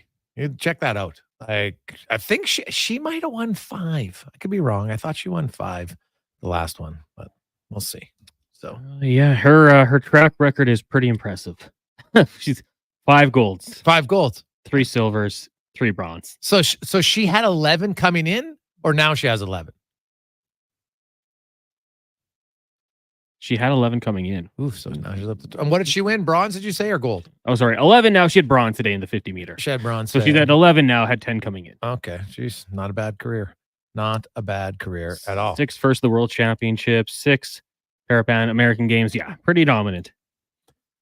Hey guys, a little late on this great interview with Teddy. Reinforces the importance of fathers. Can't recommend the Boy Crisis book enough from Pat. Pat, I've talked about the Boy Crisis book for a long time. Hey, we know the importance of mothers, and I think mothers have been talked about a lot in society for a long time. It's fantastic. We know their importance, but I do think at times the importance of fathers has not been discussed as much and needs to be discussed. It is very important. And you know what? If you have the opportunity and the pleasure of being a father, then be a father. It's fantastic. It's very important, right? Be a present dad, helps out. But I highly recommend, if you have sons or daughters, to read The Boy Crisis. It is eye-opening and really reinforces just the importance. You look at what you do in life and in your job and everything else like that, and you want to be a provider, understand all of it's very important. But the most important job you have is to be there for your kids as a dad, be present, be involved. And I'll tell you, man, it is fulfilling. You'll love it. My son came up, gave me a big hug in the middle of the mall today when he saw me. He said, I didn't even know they were here. And I'm telling you, it's still one of the best feelings ever. I try to instill, outward emotion. I think it's important, right? Thankfully, we're not from the generation where, for many decades, men were taught not to show their emotion. Think about that. Right? I'm sure you probably have maybe your father, definitely probably your grandfather, and their generations, you weren't supposed to do it. And think about that. That's awful. Right? No, if you're sad or you're hurt, you can't show that. Thankfully, we've gone past that now, and there's more and more studies on the real importance of dads and being there. And if you are divorced, it's important for your kids. If your dad wants to see them, you make sure that he's in their life. The ladies, and vice versa, right? Get them. Of course, if everything's healthy and everything like that, every situation, I get it, I understand, is different. But if you have that opportunity, I think the worst thing any parent can do is try to withhold kids from their other parent. I don't think it's healthy. I know it's not healthy. You can read tons of books on it. It's not good at all. So I liked it. Hey guys, lots of small towns. I'm curious. Let me start that over again. Guys, I'm curious. Peckham mentioned his small town. He's in Ontario. They all have 1-year hockey. Any idea why Hockey Alberta has never adopted the same thing? It's a great question, Steve. And I've asked it. And I've yet to get a really good answer. So those who don't know, for their hockey in Ontario, which by the way has the most NHL players who are Canadian, just saying. If you're at 2008, you play against 2008. The vast majority, of course, there's exceptions. There's the elite kids who maybe move up. That's fine. But we're talking the vast, vast majority. Now, in some cases, in rural places, you might have a few from a different age category that make it work. That's fine. But there's lots of places here where it would be beneficial, and mostly the first year of contact. I have argued this. The easiest change I would make if I got to be the commissioner of Hockey Canada or hockey, I would say, especially Hockey Alberta, I would eliminate 3 years of U18, and I would have 3 years of U16. And the first year would be all the 13-year-olds where they all learn body contact together at the same time. Because where do you think the most drop-off age group in hockey is? That's the age. Lots of kids don't want to play. Now, I know there's some leagues that are no contact, great. But there's still lots that are. And it's not that kids don't want to play contact. They don't want to play contact when they're not comfortable yet doing it, and they have the fear of kids a year older, and you got a few coaches, sadly, who still like, run him, hit him. That's not what the game's about. You know? Why are you trying to go out there and, have a blank measuring contest because your defenseman can run over some first-year kid? How does it benefit anybody? It doesn't. Okay, don't give me the garbage. Well, you got to toughen them up. Give me a break. I think it's the most archaic thing we have in our hockey system still today is you have instead of having 3 years of U18, I would have 3 years and I'd make it U16. And the first years would all come in together. And they would play each other. I don't care about the tiers. We got way too many dropping off. Stop focusing on the top 1%. Like that's the only level of hockey that matters. Because still at that age, guess what? There's lots of players who are late developers who, they might be a really good hockey player in a few years. They develop quicker. Some takes longer to develop. So now physical contact is much harder at a young age. I think it's an easy fix, but it's one where the powers that be, it's when you think of all the advancements we've made and everything else, and you study, and you have provinces in the country who have 1 year tiers all across the board, but Alberta doesn't do it. It is absolutely mind-numbingly stupid. You can't give me one, and don't tell me, well, this is better for them. Oh, really? Is it hurting the Ontario kids that they all play in their age category? The vast majority of them? Has it hurt them? Has it hurt their development? There's zero. In fact, it's helped it. Fact. It's a fact. So we need more associations and more people voicing this to say, make the change. Enough's enough. There's no reason not to. None. And don't tell, well, there's a small percentage of communities that, well, guess what? You can adapt. That community, guess what? If they need to have 2 kids from a year below or a year above, no problem. We can figure it out. But the vast majority have enough. It's just the truth. So we should do it more often.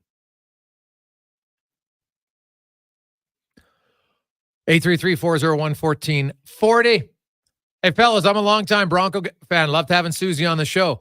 I'm curious, as guys who aren't Bronco fans, how good do you think the Broncos will be? Cons, now try to be lacking bias here as a Charger fan. What are your expectations of the not the Chargers, the Broncos?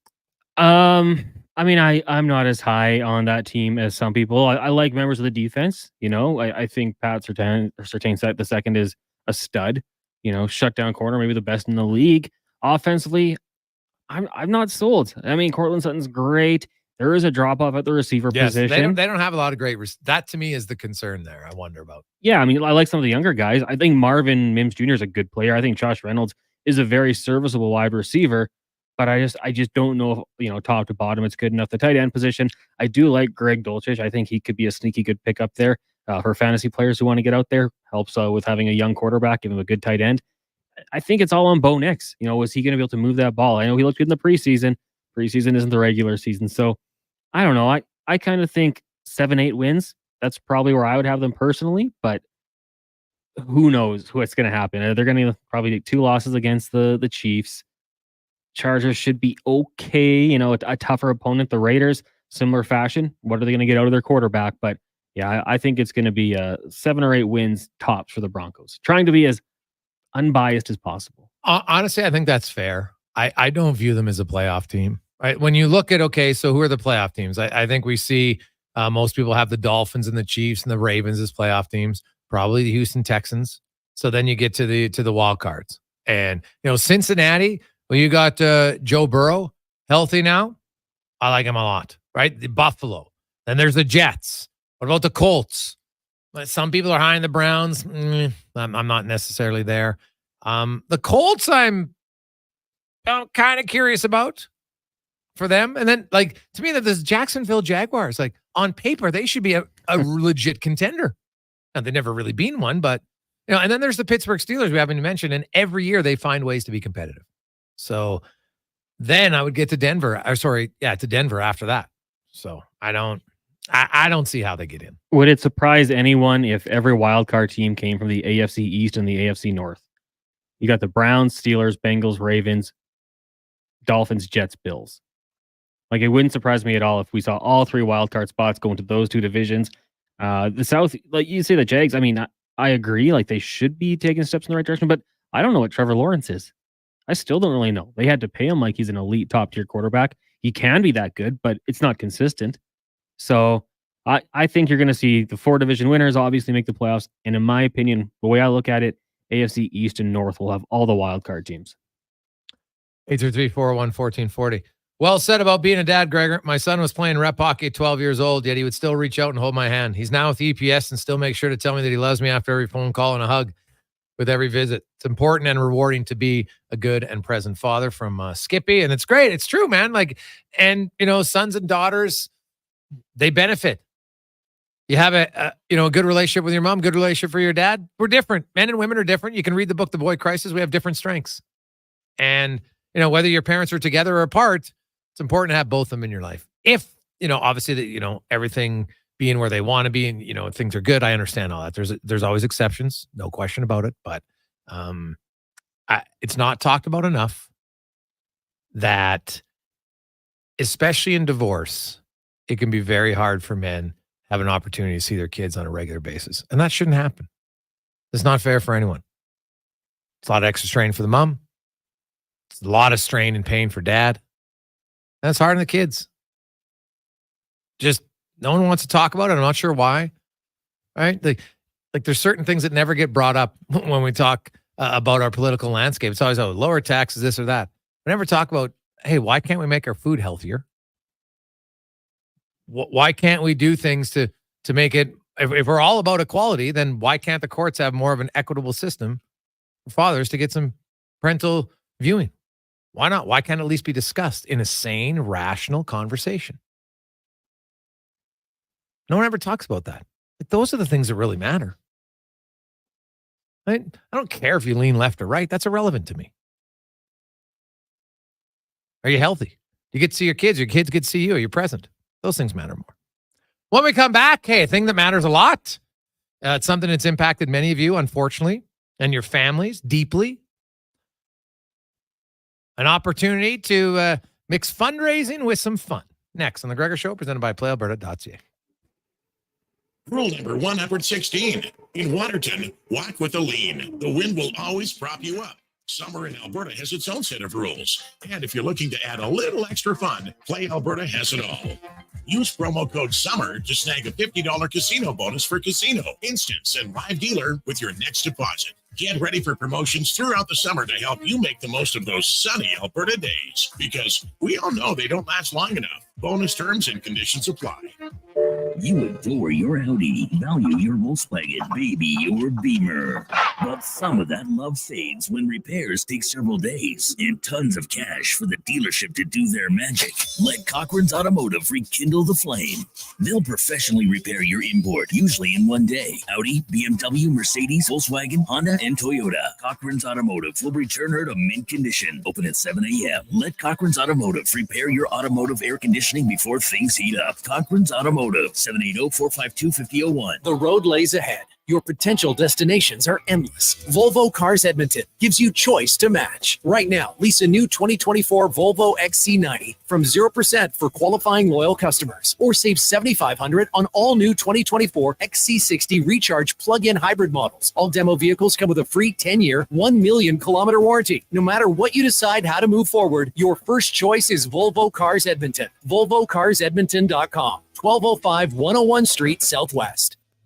The Brick's famous tent sale is back in town. Find up to 60% off clearance items and check out fantastic deals in every department.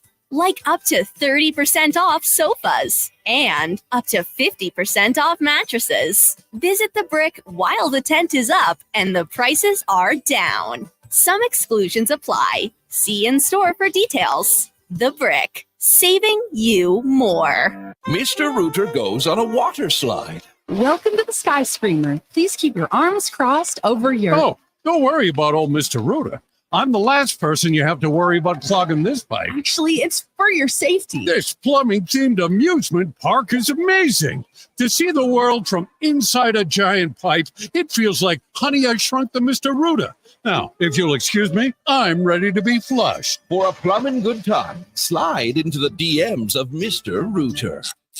Experience more at the Edmonton Expo Center. Come for Canada's largest trade show, the biggest names in entertainment, exhilarating sporting events, and more. Stay for the experience. But it doesn't end there. Maximize your brand exposure with Edmonton Expo Center's new cutting-edge feature screens, spanning Western Canada's largest venue space. Captivate an annual audience of over 1 million visitors during iconic events like Pro Rodeo, Disney on Ice, Glow, K-Days, and so much more. To learn more, call 780-660-0514 or visit EdmontonExpoCenter.com today. The job isn't done until the last load is hauled, and having a semi-trailer out of commission is not an option. Whether replacing or adding to your convoy, Edmonton Trailer has a huge inventory of new and used semi-trailers, trusted by the gravel, logging, oil field, fluids, and freight industries. Find a trailer right for you online or at one of their 3 locations. For sales, service, parts, rental, and finance, when you're in it for the long haul, Edmonton Trailer.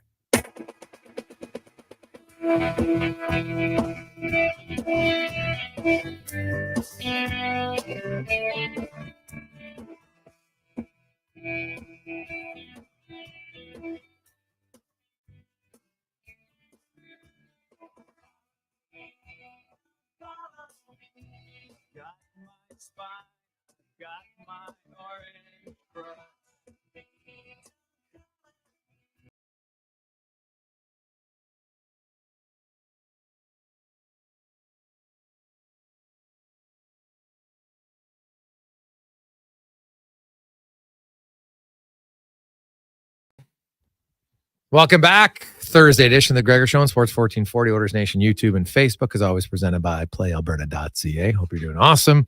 You can text us 833-401-1440 in our inbox. And a very special guest, time to get to our big guest of the day, brought to you by Silent Rides Charter Company, one of Alberta's premier bus charter companies with state-of-the-art motor coaches will take you and your group safely to your next destination. Book your ride now at silentrides.ca. And we are joined by a gentleman who has organized many fantastic fundraisers over the last 20 years. Basically means he's old as dirt. And he is, of course, organizing again the world's longest baseball game, where the first pitch happened just over 3.5 hours ago out at Sakers Acres on Range Road 220. For those of you just east of Sherwood Park, if you want to check it out, they're going to play for 101 hours to raise money for cancer research. Brent Sake joins us once again. Saker, how you doing, my man? Really good right now. We just had 2 stand-up triples with loaded bases back-to-back in the 15th inning. That puts us up 16-10 against Team Cure.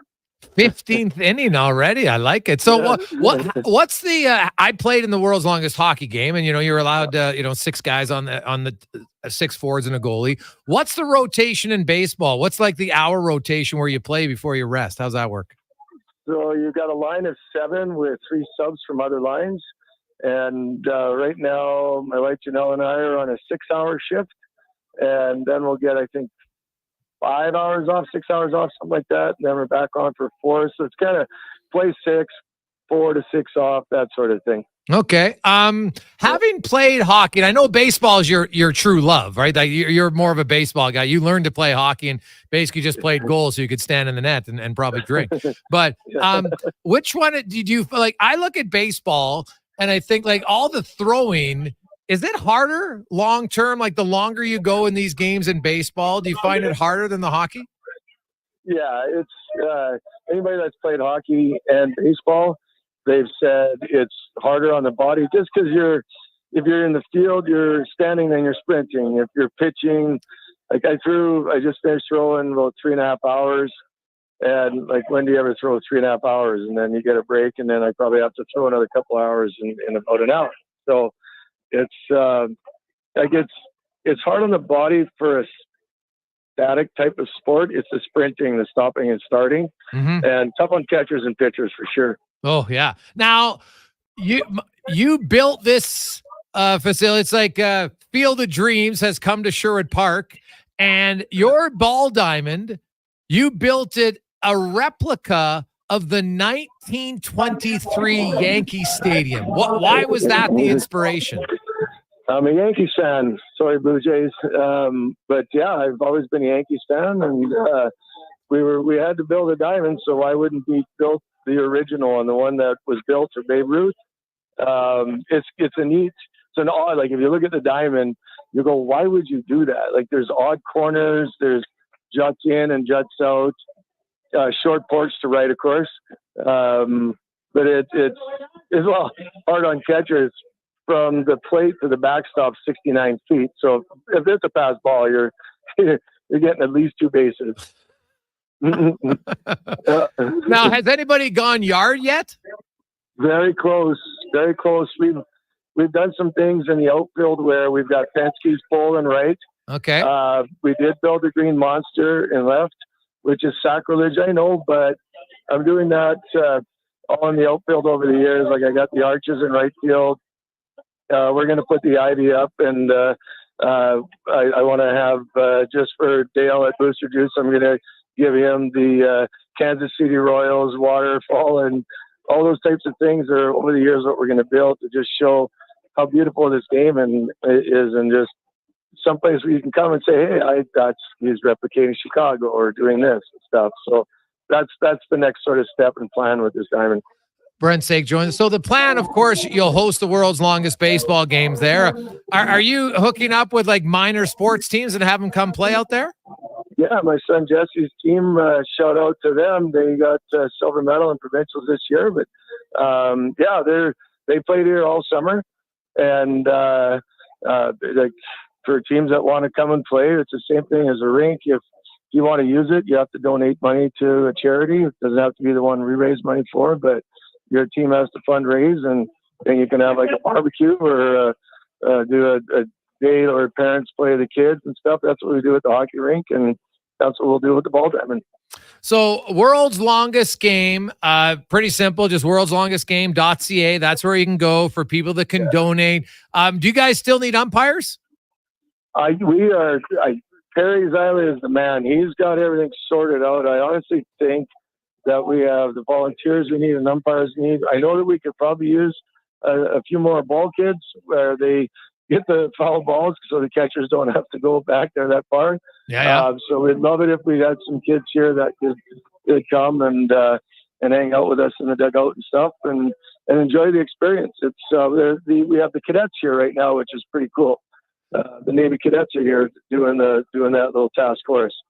Brent Sake joins us. Of course, he's the organizer of the world's longest game. World's longest baseball game is ongoing right now. Started first pitch was around 11:50, and they're going to go for 101 hours until Monday.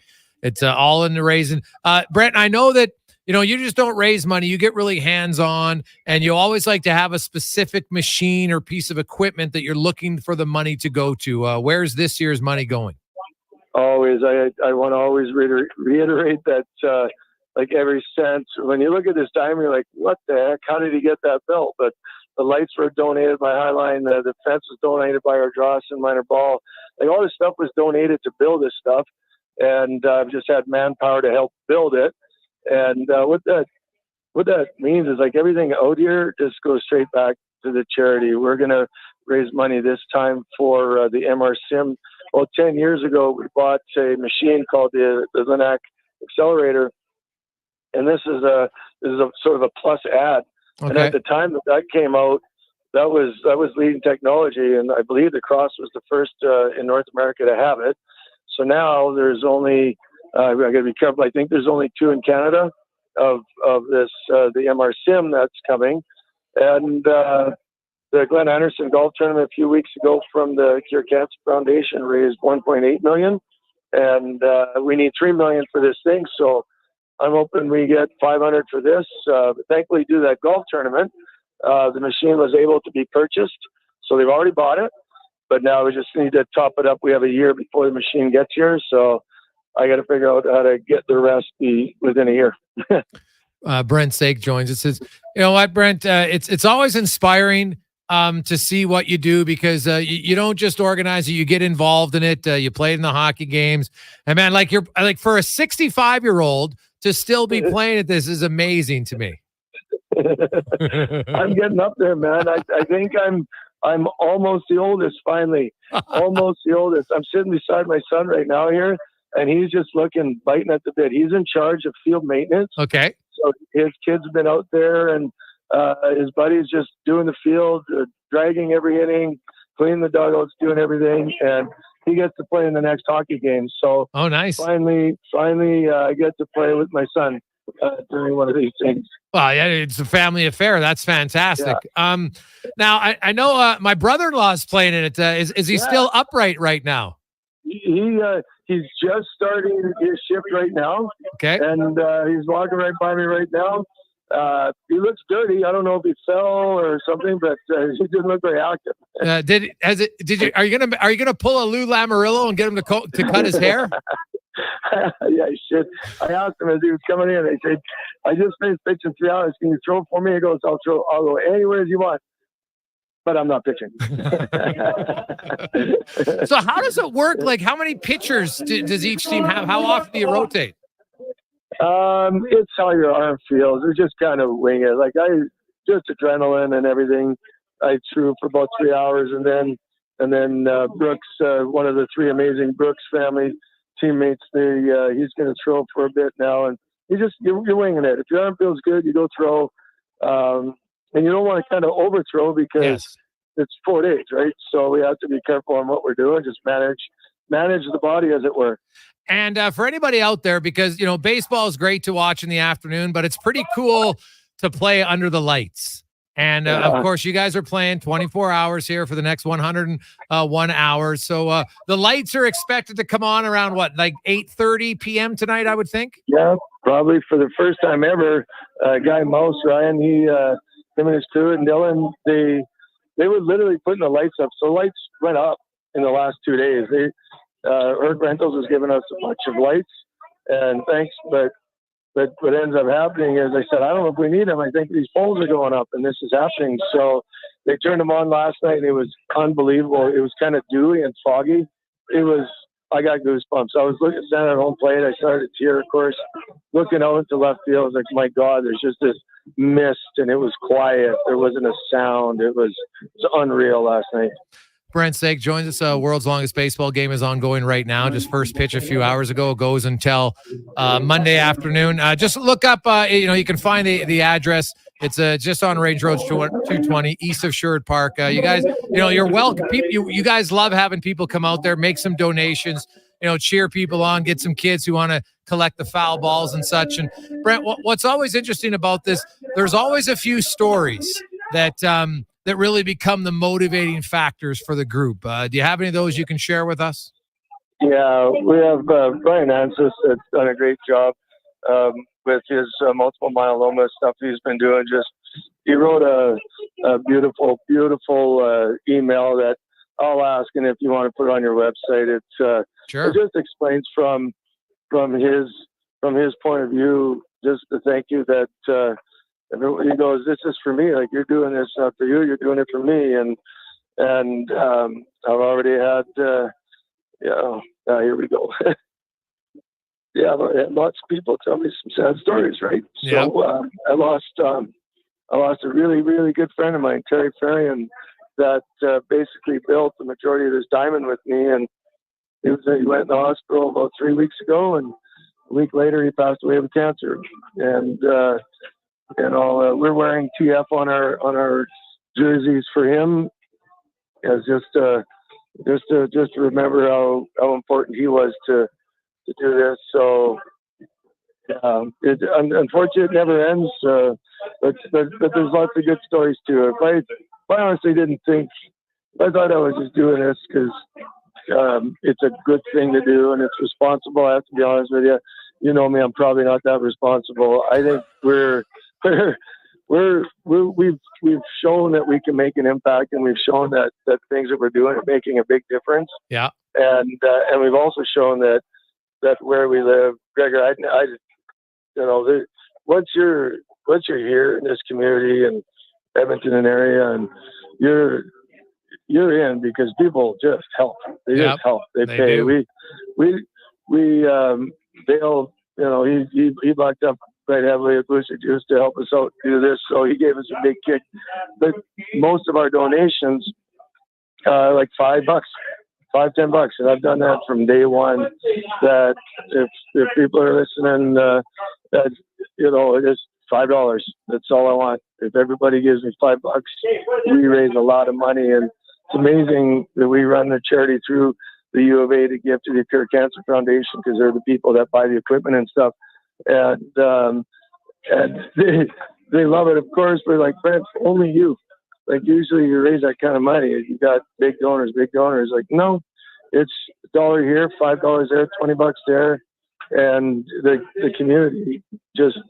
Everyone gives a little bit, and we're almost $10 million in over the years now because of that. Well, Saker, man, I could say I'm really proud to call you a friend for everything you do in the community. I can't wait to get out there to well, first of all, see if Stanger's still standing up at that point. Same with yourself, but more so just to see the facility and people know that you guys put all the man hours in to build that. For this cause, for this weekend, but also for many other teams to get to play. Because I could just imagine for most kids to play under the lights, you raise some money, help a charity, and you get a few baseball games under the lights in the summer, in the fall. It's going to be fantastic. So continued success, man. And we'll get a recap next week of how everything went and have a great weekend. Looks like the weather's going to be fantastic. So best of luck and have fun. Thank you very much. Thanks for doing this. Without you and the media support, we don't raise money. That's how it works. And you guys have been always gracious for me. And I'd love to see you out here, buddy. Yeah, I'll see you on the weekend, my man. Have a great one. Okay. Awesome. Take care. There you go. That's Brent Sake. I was going to say doctor, but he's an eye doctor. It's not really. It's kind of like Lopatinsky. Really? Are they? Kind of. But no, in all seriousness, he's a beauty of a guy. He puts his heart out there, and to build a diamond, and the fact that it's a 1923 replica of the Yankee Stadium, it just makes it unique, right? That's what makes it awesome. And I highly recommend if you're looking, for just to go on a stroll this weekend for a drive, if you love baseball, definitely at nighttime. You get out there at 8:30, you see it under the lights. It's going to be awesome. And go anytime, because as somebody who played in the world's longest hockey game, I can tell you it does matter when a few people show up, and at any time, I highly recommend a few of you can go in the middle of the night. It's just a little bit of a boost, right? Go out there, cheer them on. Heck, 20 minutes, it makes a big difference, and you'll be inspired. There's always, some heart-wrenching stories. Sadly, I know many of you have been impacted by cancer at different levels, and I honestly, I didn't even know that Terry passed away. I remember Terry's been a part of that for such a long time. So my condolences to all his family and friends and Saker and everybody playing. So enjoy that. Check it out. worldslongestgame.ca is where you can make your donation. If you want to Google World's Longest Baseball Game, you can find it. The address is there. It's pretty simple. It's straight down. Basically, if you go down Y Road east on Y Road to get to Range Road 220, turn right. That's the simplest way that I know how to get there. So you can look it up. They'll put in your map on your phone, and you won't get lost. When we return. Hey man, there's never no shortage going on right now in the summer of racing. A mid-season firing's probably not the right word. Cutting doesn't happen very often, but it did. We'll get to that and more on the Gregor Show, presented by PlayAlberta.ca. Honk your horn for Papa John's newest deal. It's one big deal for one big pizza. An extra large New York style one topping pizza for only $17.99. Papa John's original fresh, never frozen dough. Hand stretched thinner to make 8 extra large slices with your favorite mouth-watering toppings. So hold and fold that slice like a New Yorker. Bigger is better when it comes to pizza. Better ingredients, better pizza. Better get some extra large New York style one topping pizza for only $17.99 at Papa John's. You see us working on the roads. You see us working in neighborhoods throughout Edmonton and area. But what are we doing? We are GS Construction, and we're moving, upgrading, and repairing all of that underground infrastructure so that other work can go on. Things like maintaining water, wastewater, and stormwater draining services. Things you may take for granted, but definitely need. For 50 years, GS Construction has been laying the groundwork for your community. Find out more by going to gsconstruction.ca. It seems the price of everything is redonkulous. So at Wolf GMC Buick, we're trying to make it easy on your wallet. We have a huge selection of GMCs with finance rates starting at 0%. Wait, did I just say 0%? I did. And why am I talking to myself? Oh boy. The prices are fantastic, selection top notch, and the vehicles, well, you already know that they're stellar. Get into Wolf GMC Buick now, just off the Anthony Henday. Wolf GMC Buick. We're making it easy. Move Water is your one-stop shop for all things water. From freshwater to wastewater, we've got the pumps and solutions to keep your water moving where it matters most. Move Water, your water solution experts. Visit movewater.ca today. Bacon or sausage and egg McMuffin? It's a delicious dilemma. But what if you didn't have to choose? The Mighty McMuffin is back with bacon and sausage. Mighty McMuffin, mighty impressive. For a limited time at participating McDonald's in Canada. The Toronto Blue Jays are on Sports 1440. Every weekend, catch all the action with play-by-play announcer Ben Schulman. The Blue Jays, this Saturday and Sunday on Sports 1440. Edmonton's home for all things sports. Silent Rides is one of Alberta's premier bus charter companies with state-of-the-art motor coaches. We provide our customers with the safest and most reliable ground transportation. Our seatbelt-equipped buses have become the preferred carrier for many local sports teams, tours, corporate outings, and other various travel across Western Canada. For more information and to request a quote, contact Ted Nakamura at 780-940-0880 or visit silentrides.ca. Well, get ready for a silly hockey fans. Your partner in power just skated onto the ice. EWEL.ca, the new e-commerce website for electrical wholesalers Edmonton, is ready for the power play 24/7, 365. UL skates to where the puck will be in 5 years. Now that's forward thinking. Killer selection, slamming products from the best brands, and legendary service. Don't sit on the bench. Get your account today at EWEL.ca and win that project. Plug into your partner in power. Get an EWEL.ca account today. Buying a vehicle at Sherwood Honda comes with 0% intimidation. Seriously, they want you to feel comfortable. So ask anything. There are no dumb questions. How does this car compare to that truck? Ask it. Could the payment be this much instead? Feel free to ask. At Sherwood Honda, you can ask anything without fear of judgment. Like, do you folks have a jingle? Okay, a few dumb questions. And if you have questions about car buying, it sure would make sense to ask Sherwood Honda. Sipping gin and juice, just trying to stay cool. And I'm sweating buckets bigger than a swimming pool. Cruise to Heritage Mall to enjoy some AC. Then my shorty hears the homies from Legacy. I say, listen, yo, where we gonna get the dough to pay Legacy from the radio? He says Legacy Heating's got a deal that's the bomb with no interest or payments flipping all year long. No money, no problems. That's the life that I choose. Chillaxing with thousands of BTU. Doing whatever the heck that was. That's how you build a legacy. Legacy Heating and Cooling.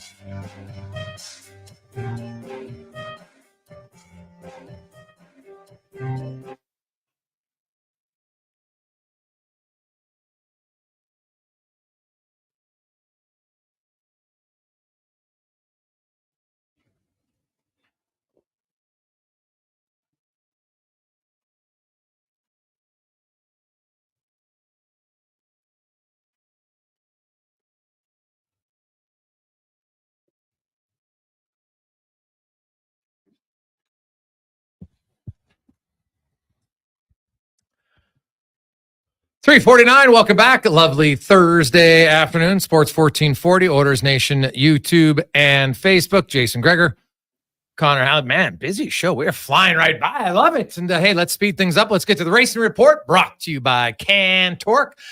They offer sale, rental, repair, and collaboration of hydraulic, pneumatic, and battery-powered torque wrenches, stud tensioners, and flange maintenance equipment. Learn more. Go to cantorque.com. Oof. Stud tensioners. Huh. I have a lot of jokes with that one. Colin Livingston joins us once again in studio. Colin, how you doing? Do you think stud tensioner is better than nut splitter? Well, potentially, yeah. Both have their place. For now, sure. You sent me a video. We'll get to the real nuts and bolts, no pun intended. But you sent me just this late video. I'm assuming this doesn't happen very often, but at Monza today, the pace car crashed. Yeah. Awesome. How's that happen? Like that guy, like in the driving world, he must be getting mocked a lot in fun ways. Like you'd get ribbed a lot, I would think. 100%. I mean, the only time I remember ever seeing somebody crash the pace car was Detroit IndyCar race a bunch of years ago. They were leading the field. They were overdriving, kind of came through the first chicane, got onto the gas too early, looped it like in Detroit with the Chevy pace car for the GM Grand Prix, and the person who was driving fenced it, destroyed the car, delayed the start of the race. Pretty bad. Obviously today, no on-track activity.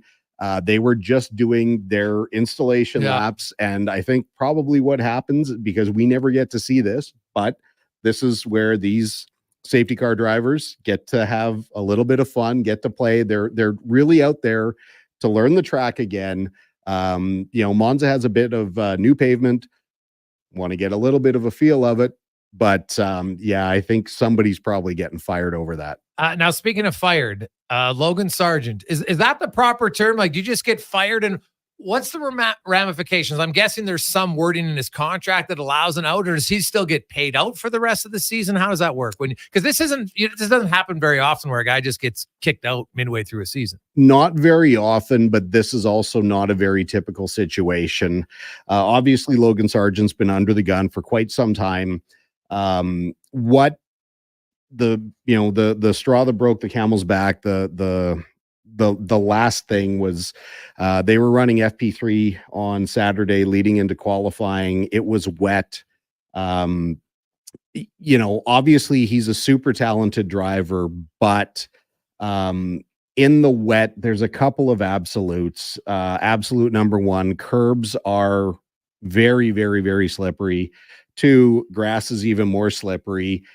If you're going to apply the throttle from the curb onto the grass, you are just there's no person on the planet that can deal with that. He really showed a supreme lack of better judgment. This was practice. We're talking about practice, but for these guys, they're really trying to get their car set up for qualifying.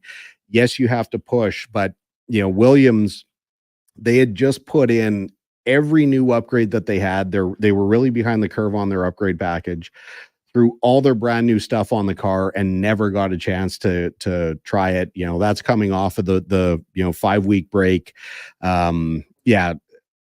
Whether they made the right choice with Colapinto, that's debatable to replace him.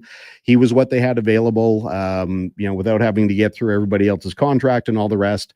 I'm sure there's going to be a buyout clause. I would say he was terminated versus fired, but he'll likely get paid something for the end of the season. Do you see him catching on with another team next year? Zero chance he'll ever drive a Formula One car again, aside from maybe being a reserve driver, and they'll put him in a practice session or a test session. So that quick, right? It's just done. He didn't show an awful lot of flash, a lot of brilliance. There's not going to be a team that's going to want to take a chance that they've got to develop him at this point. Everything that I keep hearing says he's going to end up at one of the newer IndyCar teams. But again, based on what I saw last weekend, this is like your first weekend in a go-kart, your first time in the wet. You learn not to do this stuff, and it's not hard to take your foot off the throttle. He wasn't a little bit like he didn't touch the grass. His wheel was like a foot and a half. His right side tires were a foot and a half on the grass, and he kept his foot in the throttle like he has no sensation that bad things were going to happen. Okay. So, yeah, hopefully he can recenter himself, kind of go back to some fundamentals, and then, you know, if he comes back to IndyCar, hopefully he can show the world what he's got. Pretty big victory for McLaren last weekend, and 22 seconds. I think it was. You don't see that very often. Usually it's Red Bull winning by that much. Has it switched that? And Lando Norris did that because he struggles when he starts at the front, but then he regains it. It's kind of an odd thing. Yeah, I don't know what he's got to do to improve his starts, but he's been spanked a number of times. Yes. It seems like whenever Max, you know, when Max is starting second, third, fourth, wherever he qualifies, whoever takes the pole other than Lando, they can launch, they can take the lead, they can manage the race. Whatever reason, if it's a mental block because he and Max are friends, if it's just something about starting from the pole, he's definitely got to work on it. He's had good starts though, from P2, from P3, like, you know, back in the grid. But yeah, I mean, that was an absolute dominating performance. They, you know, from some of the Red Bull wins to this, like, I mean, this is a net like 40, 50 second differential from when Max was dominating to where he is now. Really got to be causing a lot of chaos within the Red Bull world for sure. I would think so. Switching over to IndyCar, Colin Livingston joins us. You look at, you know, Scotty Dixon and his title hopes basically on lap one. Gone. Wow. Gone. Yeah, really unfortunate. IndyCar's been doing a pretty piss poor job of their officiating the last couple of races. It's an impossible task, but at that level, they also have the benefit of video replay. They have countless cameras around the track. They can go back and they can look at these things. And basically what happened is on the start, lap one, Kyle Kirkwood took an aggressive line, drove Dixie off the track. Once Dixon was on the grass, as we talked about, he let off the throttle, collected his car, got back on track. As he's trying to get back up to speed, they got to a kink. Pietro Fittipaldi did nothing wrong.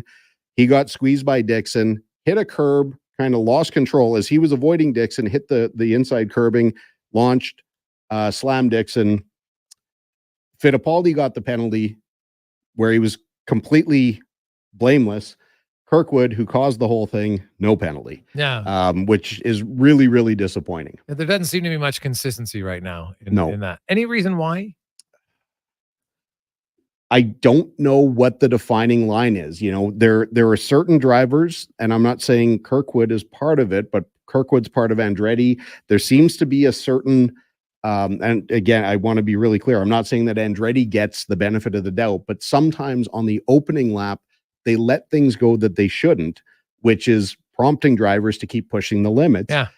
Which makes sense. Like, it's kind of, people say in hockey, you know, refs set the tone early and then you know what it is. Well, if you set the tone and say, we're going to allow this to happen in lap one, but then if you do it in lap 21, no, you're not allowed. That doesn't make any sense. They let, because the field is so packed on lap one and it's a standing start, they deem a lot of these things as racing incidents. The differentiator for me was that there was room and Kirkwood didn't need to run that wide. He could have left Dixie some space. Later on in the race, a bunch of penalties for really questionable contact and you know, some of the dumbest things I've seen in an awful long time, especially our old friend Romain Grosjean with or as the American broadcasters like to say, Romain Grosjean, because for some reason they like to rhyme everything. You know, he lost control, spun out just outside, like he lost control himself going over the curb at turn one.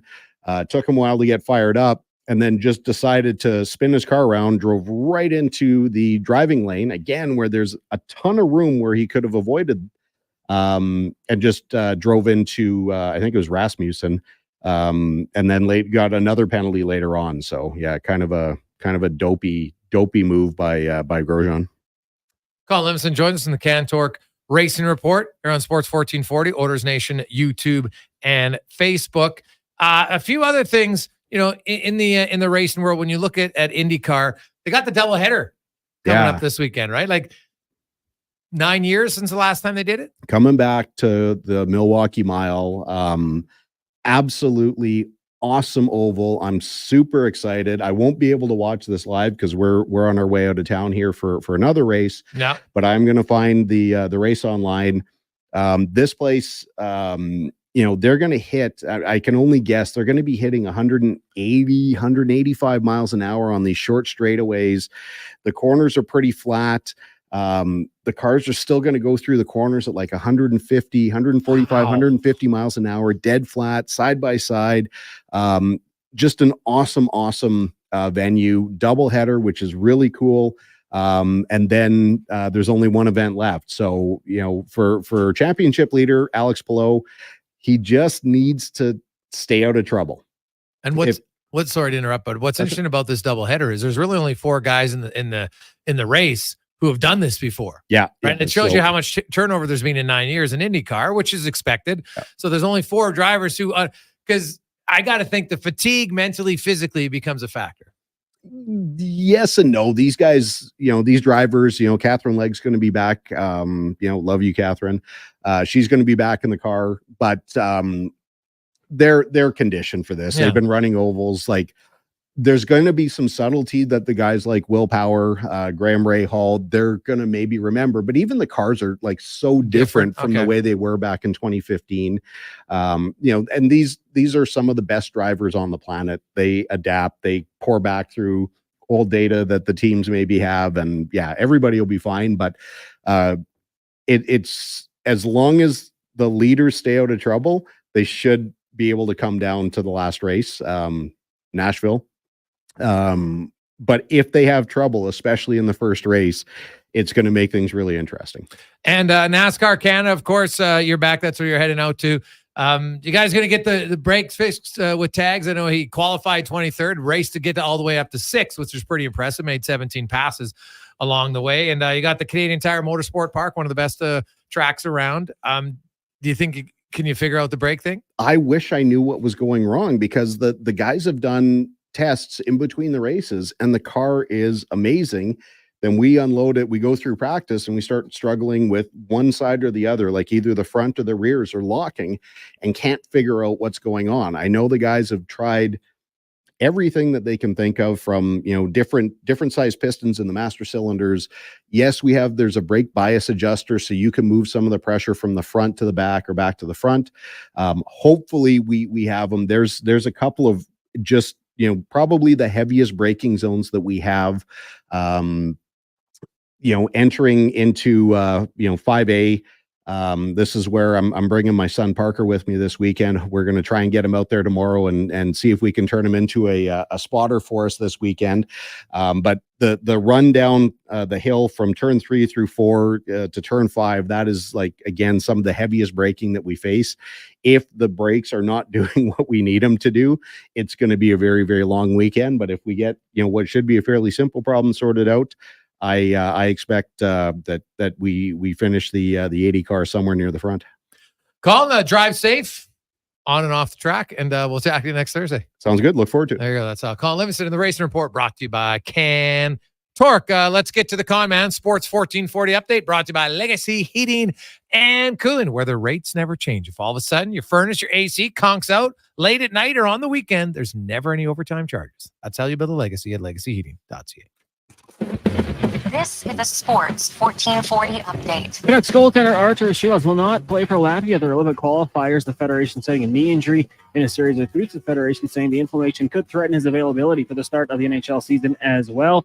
The Ottawa Senators are bringing in forward Nick Cousins on a 1-year, $800,000 deal contract. Cousins, 30 years old, had 7 goals, 15 points in 69 games last season with the Panthers. And Carolina Hurricanes veteran forward Jesper Fast is not expected to play this upcoming season after undergoing neck surgery on August 6th. The 32-year-old winger suffered the injury during last season's regular season finale against the Blue Jackets. Some notes from Elks practice today. Quarterback Trey Ford was limited He is expected to be in uniform on Monday when they take on the Stampeders. Not sure what the role will be. Running back Javon Leake was a full participant, as was safety Lucius Purifoy. Linebacker Niles Morgan did not participate. Golden State Warriors star Stephen Curry has agreed to a one-year, $62.6 million extension that will keep him under contract through the 2026-27 season and for the Paralympic Games. Orly Rivard finished third, winning the bronze medal in the women's 50-meter freestyle, and Kate O'Brien was bronze in the women's 500-meter time trial. Major League Baseball, the Jays are in action tonight, taking on the Red Sox just after 5 o'clock. Right now, the Marlins lead the Rockies 12-8 in the ninth, heading into the fourth. Athletics up on the Reds 4-1 earlier today. It was the Angels over the Tigers 3-0. Brewers get past the Giants 6-0. Rangers double up the White Sox 2-1, and the Mets over the Diamondbacks 3-2. And at the Tour Championship right now, Scotty Scheffler atop the leaderboard 16 under. Next closest, Colin Morikawa and Xander Schauffele at 9 under. As for the lone Canadian taking part this weekend, Taylor Pendrith -6. Coming up in hour 3 of the Jason Gregor Show, we'll ask 5 questions and be joined by TSN golf analyst Bob Weeks. I'm Connor Halley. This has been a Sports 1440 update. CKJR broadcasts from West Edmonton Mall and Wetaskiwin. Download the free Stingray music app and listen wherever you go. Rule number 37. Elk Island mosquitoes don't believe in personal space. Keep bug spray ready at all times. Summer in Alberta has its own set of rules. And if you're looking to add a little extra fun, Play Alberta has it all. Use promo code SUMMER to snag a $50 casino bonus for casino, instance, and live dealer with your next deposit. Get ready for promotions throughout the summer to help you make the most of those sunny Alberta days, because we all know they don't last long enough. Bonus terms and conditions apply. Hey Leduc, it's me, Grant Fedork from Leading Edge Physiotherapy. What you might not know is that I started practicing physio here in Leduc more than 23 years ago. In those years since, I What's happening next Thursday? Sounds good. Look forward to it. Trusted me then. Feels great to be back, but I know we have to live up to our promise, and that's to live up to our name. This means bringing a leading edge focus on our environments, technology, communities, and the people who will care for you, like Graham Raymond and Amanda McIsaac, 2 locals who want to make a difference in your life. We're now open in Leduc. Learn more about us at leadingedgephysio.com. Bacon or sausage and egg McMuffin? Three Delicious dilemma. But what if you didn't have to choose? The Mighty McMuffin is back with bacon and sausage. Mighty McMuffin, mighty impressive. For a limited time at participating McDonald's in Canada. Why tee off at the Ranch Golf and Country Club? A fun, unique layout offering premier conditions. The Ranch has been ranked as one of the top public courses in Canada. Unmatched value. Score Golf Magazine rated the Ranch as the best value in Edmonton. The service, from tournaments to special events to the pro shop. Superior service that makes every visit exceptional. The Ranch Golf and Country Club, a laid-back environment where anyone can enjoy an amazing day on the fairways. For details, visit theranchgolf.com. So you've decided you want to start hiking. Nobody would say, I'll just wear my kids' flip-flops until I have more experience. The first thing you do is buy the right shoe size and style to fit you. Same with golf. You can't just buy clubs off the rack. Coaches that were too serious they didn't Size or like, and then style suddenly for they you. find out Fully that that's fitted the golf works how is with Theo you to Peckham the identify your coach? swing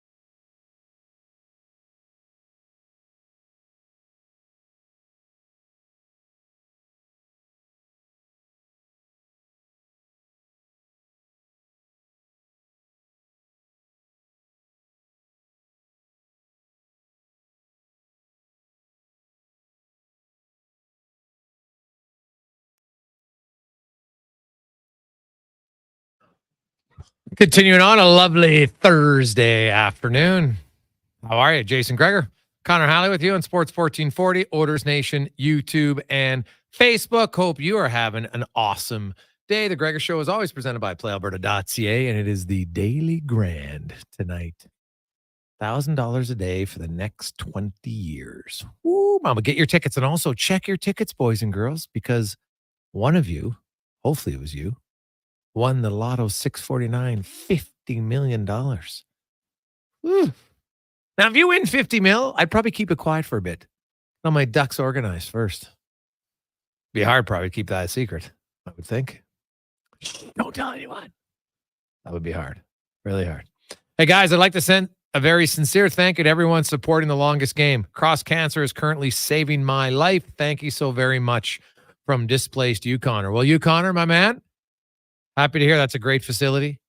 And you're a prime example of why Brent and all the men and women who are playing the world's longest baseball game, that's why they do it. And that is outstanding. So happy to hear that it's saving your life, and wish you all the best. Greg's bad news. 50 mil was one out east. Jared. Oh, Jared, thanks for the update, my man. That's okay. It's coming home at some point. Very, very, very confident. So, hey guys, great to hear about Brent's latest fundraising. Did he not get a scholarship to a U.S. school for baseball from Viking Scott? Scott, don't bring that up. But yes, he did. No, Saker's a pretty good ball player. So I think he's a better ball player than he was an eye doctor. So yeah, no, he loves baseball. I can tell you, like when we played in the world's longest game, you get him to talk hockey. All of a sudden, baseball conversation comes up. It's a whole different game. Whole different game for sure. So we'll see where it goes.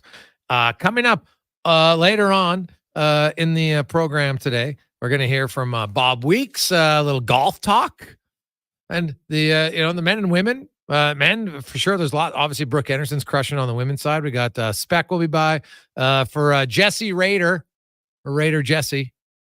Your Raider preview. You've been waiting. It's coming today from Vinnie, no relation to Jason Bonsignore, who will be coming on the show today. Hey, guys, I didn't get a time to do it earlier. I just want to say that Theo Peckham interview was outstanding. Really loved his brutal honesty, and especially his importance talking about a father. Something maybe we overlook sometimes for athletes or anyone. Well, I agree with you, Steve. It's athletes. I think it's anyone, right? Dads, you have worth a lot more than you think. Don't ever second guess it. Being a dad, being a father, it can be tough. It can be, there's not a lot of instant gratification, but that's not what the point. It's a long-term play, right? And it's filled with hopefully way more highs than lows along the way. But the importance of having it, and Theo was raised without a dad, and it did impact him for sure. And you know what, his single mom did great, but she didn't know much about. She couldn't give him the guidance that he could have used, and that happens to a lot of people when it comes to athletics and just like the world of sports. And it was more the off ice stuff that Theo said that it was just a tough adjustment for him, right? And he didn't have guidance on things, and I like, he goes, hey, this is on me. But when you're 19, 20, 21, and all of a sudden you come from nothing, and you get your first NHL paycheck, that is massive, right? Now, some people are lucky, right? They get good guidance, but not every agency's the same. Not every agent's the same. And even the difference now, 16 years later from when he came in as a rookie, is significant, right? The money is what, double? What was the salary cap in 2008? 50 mil? So maybe it's not double, but it's 88, right? Significant difference. Not even sure it was 50. I think it was coming out of the lockout. I think the first year was 39. So 2008 would have been what, 44, Cons? Went up 6.4 mil that year to 56.7 mil. For the 2008-2009 season? Okay, so it was 50. All right. Okay. And, now it's like, so everything's just, there's more. And, the old adage, more money, more problems. Sometimes, yes. Sometimes it can be a massive benefit. Let's not kid ourselves here. So we'll see. Hey, guys, you see the news about the Canucks? What's more concerning, the Oilers' blue line or the Canucks' goaltending? from Daniel.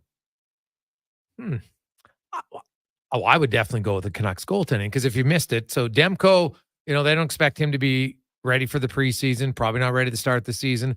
Artur's Shilovs now has inflammation in his knee, is not going to be playing in the qualifying games right now for Latvia, and he's now questionable to be ready for the start of the season for Vancouver.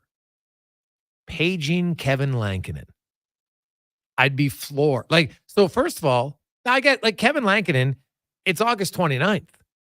I know some people suggest, no, he wants $2 million. What you want and what you get are two very different things. Remember Patrick Maroon? A lot of people thought he was going to get $3 million. Remember that summer? Trust me. You could ask for something, but if nobody wants to pay you that, you're not getting signed. So, I wonder, maybe Lankinen signs a deal because I know they don't have a boatload of cap space, but Shilov's making $850. So even if Lankinen signs for 1.2, they have the extra, $350,000 to get under the cap if need be. I won't be surprised at all. But yeah, that's a very important position. So you have Shilovs and Demko questionable. Now what are you doing if you're in Vancouver? Right? What do you do? Yeah, I think that's a much bigger concern right now than the Oilers' defense because the Oilers, they still have some good defensemen. Right? Do they have a bona fide second pair right D-man right now today? I don't think so. Do they have some who could play there in the regular season? Yeah. Troy Stetcher, I think, could play there. Emberson, if he had to, could probably play there for a bit. But, I guess Yuri Patera is that who Vancouver would start the season with? Right? Tolopilo? Probably not. So I could see them going for Kevin Lankinen at this point, especially if the Demko one has any semblance that it's going to last longer than, the first month of the season. If you're Vancouver, I don't think you want to dig too deep of a hole. We know Edmonton dug a hole, but it was only 12-game hole. If you get to a 25-game hole, it's a lot harder. So, yeah, I would go with Vancouver's goaltending right now as a bigger concern compared to the Oilers' defense. Hey, Greg's well said about contact. My son loved hockey, went to checking camp to get ready for the upcoming season. The coach made them line up and had each player skate the gauntlet. He had 29 kids run him into the boards, came off the ice in tears. The drive home, he begged me not to play that year. Then we moved to non-contact, was insulting to the kids, no practice and one ref. My son quit after that year. He had some wise words. Why do adults think just because we don't want to play checking, we don't want to play games to be worth something? Hockey Alberta doesn't care about all the kids, only the 1%. Small. Well, I do think at times, yes, that's a big concern. And, you know what? You're a AAA kid at 8 or 9. Okay, you're the only ones that matter. It's foolish. Okay, it's foolish. I can give you lists of players who weren't superstars at 8, 9, 10, 11 on their teams, who they get to their 20s, they're playing pro hockey. And lots of those stars, 8 or 9, out of the game. And because to me, what's the goal of minor hockey? Is the goal to make professional players, or is the goal to have kids love the game, challenge themselves, improve, learn how to be a good teammate, learn how to handle success, learn how to handle failure? I don't know. I'm just going to go out on a limb, and the vast majority aren't playing in the NHL. And those who do, great. That's awesome. But you don't have to cater everything to them. And we definitely should be well past the point of, well, you got to challenge yourself and learn to play against the older kids. Why? Why do you have to do that when you're 14, your first year, 13, learning body contact? Why can't you just have 3 years of you, 16, and the first years all play together? Now, if you have some superstar kid and you got some over crazy zealous parent who thinks, well, you know what? My kid's just got to do it because if they don't play at a higher level, that 13 years, it's going to derail their whole career, when there's zero actual proof of that, like zero.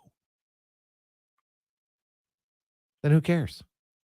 But the easier solution is Hockey Alberta should be looking at what happens east of Manitoba. One age group. All the 2012s play against 2012s. 13 plays against 13s. 14 plays against 14s. 10 plays against 10s. That's how they do it. Right? Alberta is one of the few that has 2 years, right? U13 is 11 and 12-year-olds. And please don't give me the argument about population density. Do you think there's no rural areas in Ontario? Like Ontario doesn't have any rural areas? Last I checked, pretty sure they do. You can figure it out. If you have to have a few exceptions, we can allow common sense. This is not going to derail Super Johnny's career because, the team in Vegreville had to have 2 players who were either a year older or a year younger on the team. Oh my God, that's why my kid's not making it, because he played that Vegreville team in those 2 games a year. Like, seriously. Sometimes the adults act like adults. Okay, get over your ego, and it's not about you. The whole goal is to have more kids playing hockey. The longer they play it, the more they enjoy it. That's the whole point. At the end of the day, that's the whole point. Hey, Greggs, wasn't Hyman never the best player on his team? Well, maybe up until 15 or 16. I look at some of his numbers then. He was pretty good. And whether or not he's the best player, second, third, fourth best, it doesn't matter. Like, I don't think he was ever the bottom 5 player in his team. He might have been. Guess it's possible. But it's not, it's just about having more kids playing. Because you don't know when you have a lot of 13-year-old kids who quit hockey because they don't really like the contact. Now, maybe they'll never be good, right? Majority, and that's fine, because that's the majority. 99% of us are never good enough to play in the NHL. Actually, it's probably closer to 99.8% of us are never good enough to play. But does that mean you didn't enjoy hockey? Does that mean you can't have fun? You can play Junior B. You can play Junior A. You can play AAA. I don't care. I'm not being in the NHL. Then you go on, you play men's league. Maybe you're still 50. I know guys who are still playing men's league. They love it just because they love the game of hockey. And I don't know where along the way it's gotten to the point now that it's all got to be about the NHL and scholarships. And I don't get it, right? It's the one thing, one key thing. I know why a lot of people go to HSL when they're 13, because everybody's learning contact at the same time. It's very smart. And then I think the other key is when there is contact, you need coaches to encourage their players to not headhunt. You want to separate the player from the puck? Great. There'll be a big hit every now and then. Encourage your players, A, keep their head up. But B, you don't have to absolutely murder. And thankfully, running the gauntlet, I don't think that happens anymore. Now, there are some checking drills where you learn, get up against the boards. You're up against the boards tight, better chance it's not going to hurt. Not going to get pounded into the boards. Right? So there's things you have to teach how to receive a body check and give a body check. It's very important. But I don't know. It's a hill I'm not going to die on. I'm sorry. It's one that I'll stand up on all the time. I think Hockey Alberta, if you're all set in your ways and we always have to have 2 years, whatever. But give me one reason why you can't go to 3 years of U16 and 2 years of U18. Just switch it. Because guess what they do? They have minor midget. Well, it used to be minor midget. Now it's, U18 players first years, they can play in their own league by themselves. But now they've played 2 years of contact. Why don't you just move that philosophy and do it for the first year of contact? You're already showing you can do it at an age where there's fewer players. Because the age group that loses the most is U15. I'm not saying everybody's automatically going to play because they're all learning contact at the same time. But I would definitely look at it. When we return, the Canadian men in golf, the fivesome, pretty competitive. A few in the FedEx. We'll talk about that and more on the Gregor Show, presented by PlayAlberta.ca. And you can get involved. Text us 833-401-1440 in our eWell inbox as you're watching live as well on Oilers Nation YouTube and Facebook. Be Melon Jolly, not melancholy.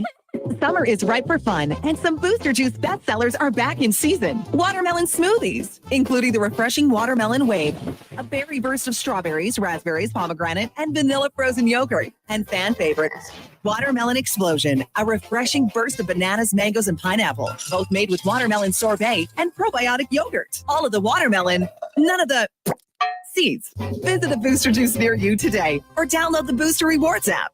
The Charm Offensive with Jim Jeffries. Every generation before you has also been the most progressive generation. And Jimmy Carr. I don't know how to explain this to you. I'm not that small. I'm just far away. One night, two comedy icons. September 8th, Rogers Place. Tickets available at Ticketmaster.ca. The Charm Offensive with Jim Jeffries and Jimmy Carr. Produced by Outback Presents. The Toronto Blue Jays are on Sports 1440. Every weekend, catch all the action with play-by-play announcer Ben Schulman. The Blue Jays, this Saturday and Sunday on Sports 1440. Edmonton's home for all things sports. For over 65 years, Denham Ford has delivered the customer service and value that keeps Albertans moving. And when it comes to value, nothing beats an employee price.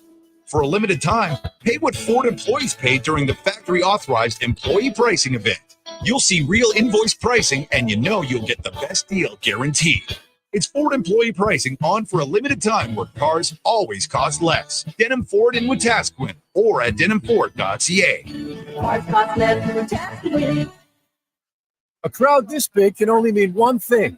0% financing at Chevrolet. Right now, get 0% financing for up to 60 months on the 2024 Chevrolet Silverado 1500 Crew Cab RST. Get the power you want this summer with Silverado's 6.2-liter V8 engine. Plus, get the comfort you need with dual-zone automatic climate control and a 13.4-inch diagonal infotainment system.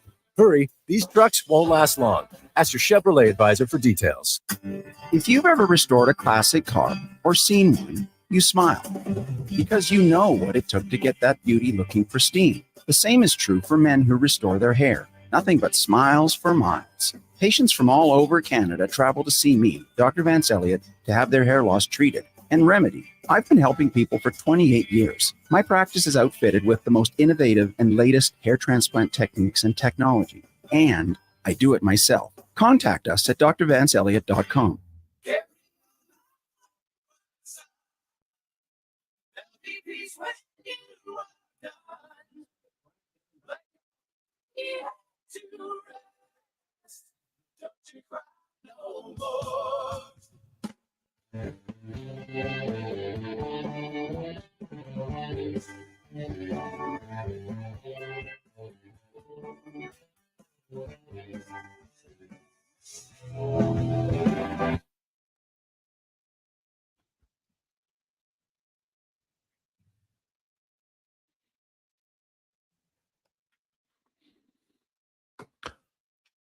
.427.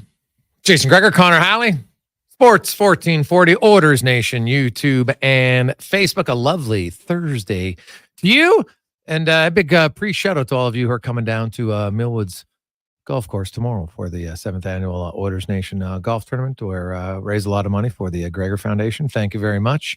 Bring some cash because we have a few fun holes that you'll want to participate in. All right. So good luck. Some great prizes too. Really good prizes.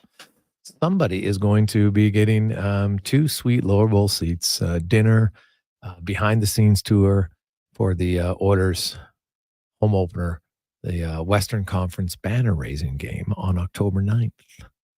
Nice. Also, we got a sick package from Ewell. If you're a handyman, then you're gonna like it. Really like it. So check it out tomorrow. If you're coming down, look forward to seeing you. Be a lot of fun. Let's go in the room now. Brought to you by Action Electrical, where man, they are booming with solar. If you're interested, whether it's for commercial or residential, they can help you out, get you the best deals, save you a lot of money, and start saving you money on the install, but also long-term. ActionElectrical.net. As Bob Weeks joins us once again. Bob, welcome back to the show, my man. How you doing? I'm doing well. Good to be here. Thanks for having me. Well, Bob, it's we're down to kind of the playoffs when it comes to golf, down to the final 30. Give me your thoughts overall on this format and how different it's been the last few years since they've instilled it, and how much the players, obviously I got to assume they like it. There's huge money on the line, but like you really got to play well for a few weeks to earn it. Yeah, you do. It's kind of a cut down system by week, I guess. They started off with 70 a few weeks ago in Memphis. They went to 50 last week, and now it's just 30. And everybody's cashing a big check this week, $25 million to the winner, last place guy. I mean, you could go out there and play, left or right-handed, depending on what your normal one is. Play the opposite way, shoot 100 each round, and you walk away with $550,000. So it's a pretty good payday overall. The format itself at this event, where you've got this staggered start where the leader starts at 10 under and next guy's at 8 under and so on, all the way down to 30th who starts at even. It's a little awkward. The players don't like it. The players I've talked to, in fact, Scotty Scheffler called it silly a couple of weeks ago, but it does make it easier for people at home to follow along. You don't have these two tournaments going on at the same time. You've got the entire season-long Tour Championship wrapping up, as well as the tournament this week. So you got the FedEx Cup and the Tour Championship both ending on the same day, as it were. But now you're only going to have one winner, and there's only one scoreboard you have to watch. So it's a little easier, I think, overall, even if the players don't like it. Okay. You look at it, when you look at the course and you look at how the scoring's, heading into the weekend, do you see an obvious favorite? Well, Scotty Scheffler has had the best year so far this year. He won 6 times, won the Masters, won the Players Championship, won the gold medal. And then right behind him is Xander Schauffele, who won 2 major championships. So you got those two at 1 and 2. And Scotty Scheffler, started at 10 under. He was in that sort of that weird scoring system I was just explaining. He started at the lowest number, 10 under, and he shot 6 under today. So he's not really making it easy for the guys to catch him. This is a course that got completely redone after last year.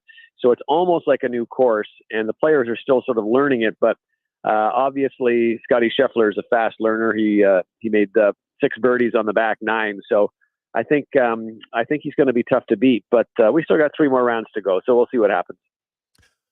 Overall, what would you evaluate for Brooke Henderson's season? Well, she's still got a ways to go. The LPGA goes right till December, but I will say that if she had a win under her belt, I think a lot of people would say it was a good season. She doesn't have a win, but she does have 7 top 10 finishes. And the win is really the only thing she's missing. And I know, listen, I get all sorts of texts and emails from people say, well, she needs a putting coach, or she needs someone to help her with her putting, or she needs to change this, or she needs to change that. And, I don't know. I think she kind of knows best. She has her dad is her coach and has always been her coach. He's not a golf professional by any means, but he seems to have figured it out, I guess, to a certain extent, because she's won 13 times, including 2 majors.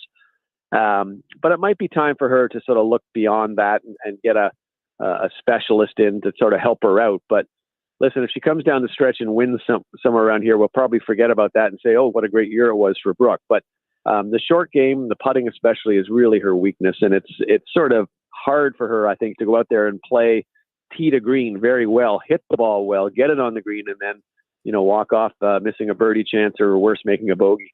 Yeah. Now, you mentioned, people talk about her putting. How much is it physical? How much is it mental, do you think? I think most of it is physical. I think, Brooke is a self-taught or parent-taught player. Her swing is not orthodox. You would never teach the swing that she has to your kid or have a pro teach it to your kid anywhere. And I think that, that comes as well with her short game and her putting.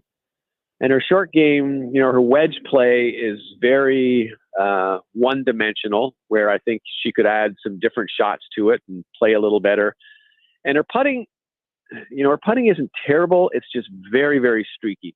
Yeah. At the Women's Open this year in Calgary, I asked her, how many different putters that she had in her bag this year. And she said she couldn't remember. She lost count. She's had so many. She's just trying to, I think, like a lot of us, who are in the same kind of boat, we just try to find one that we figure out will work for us.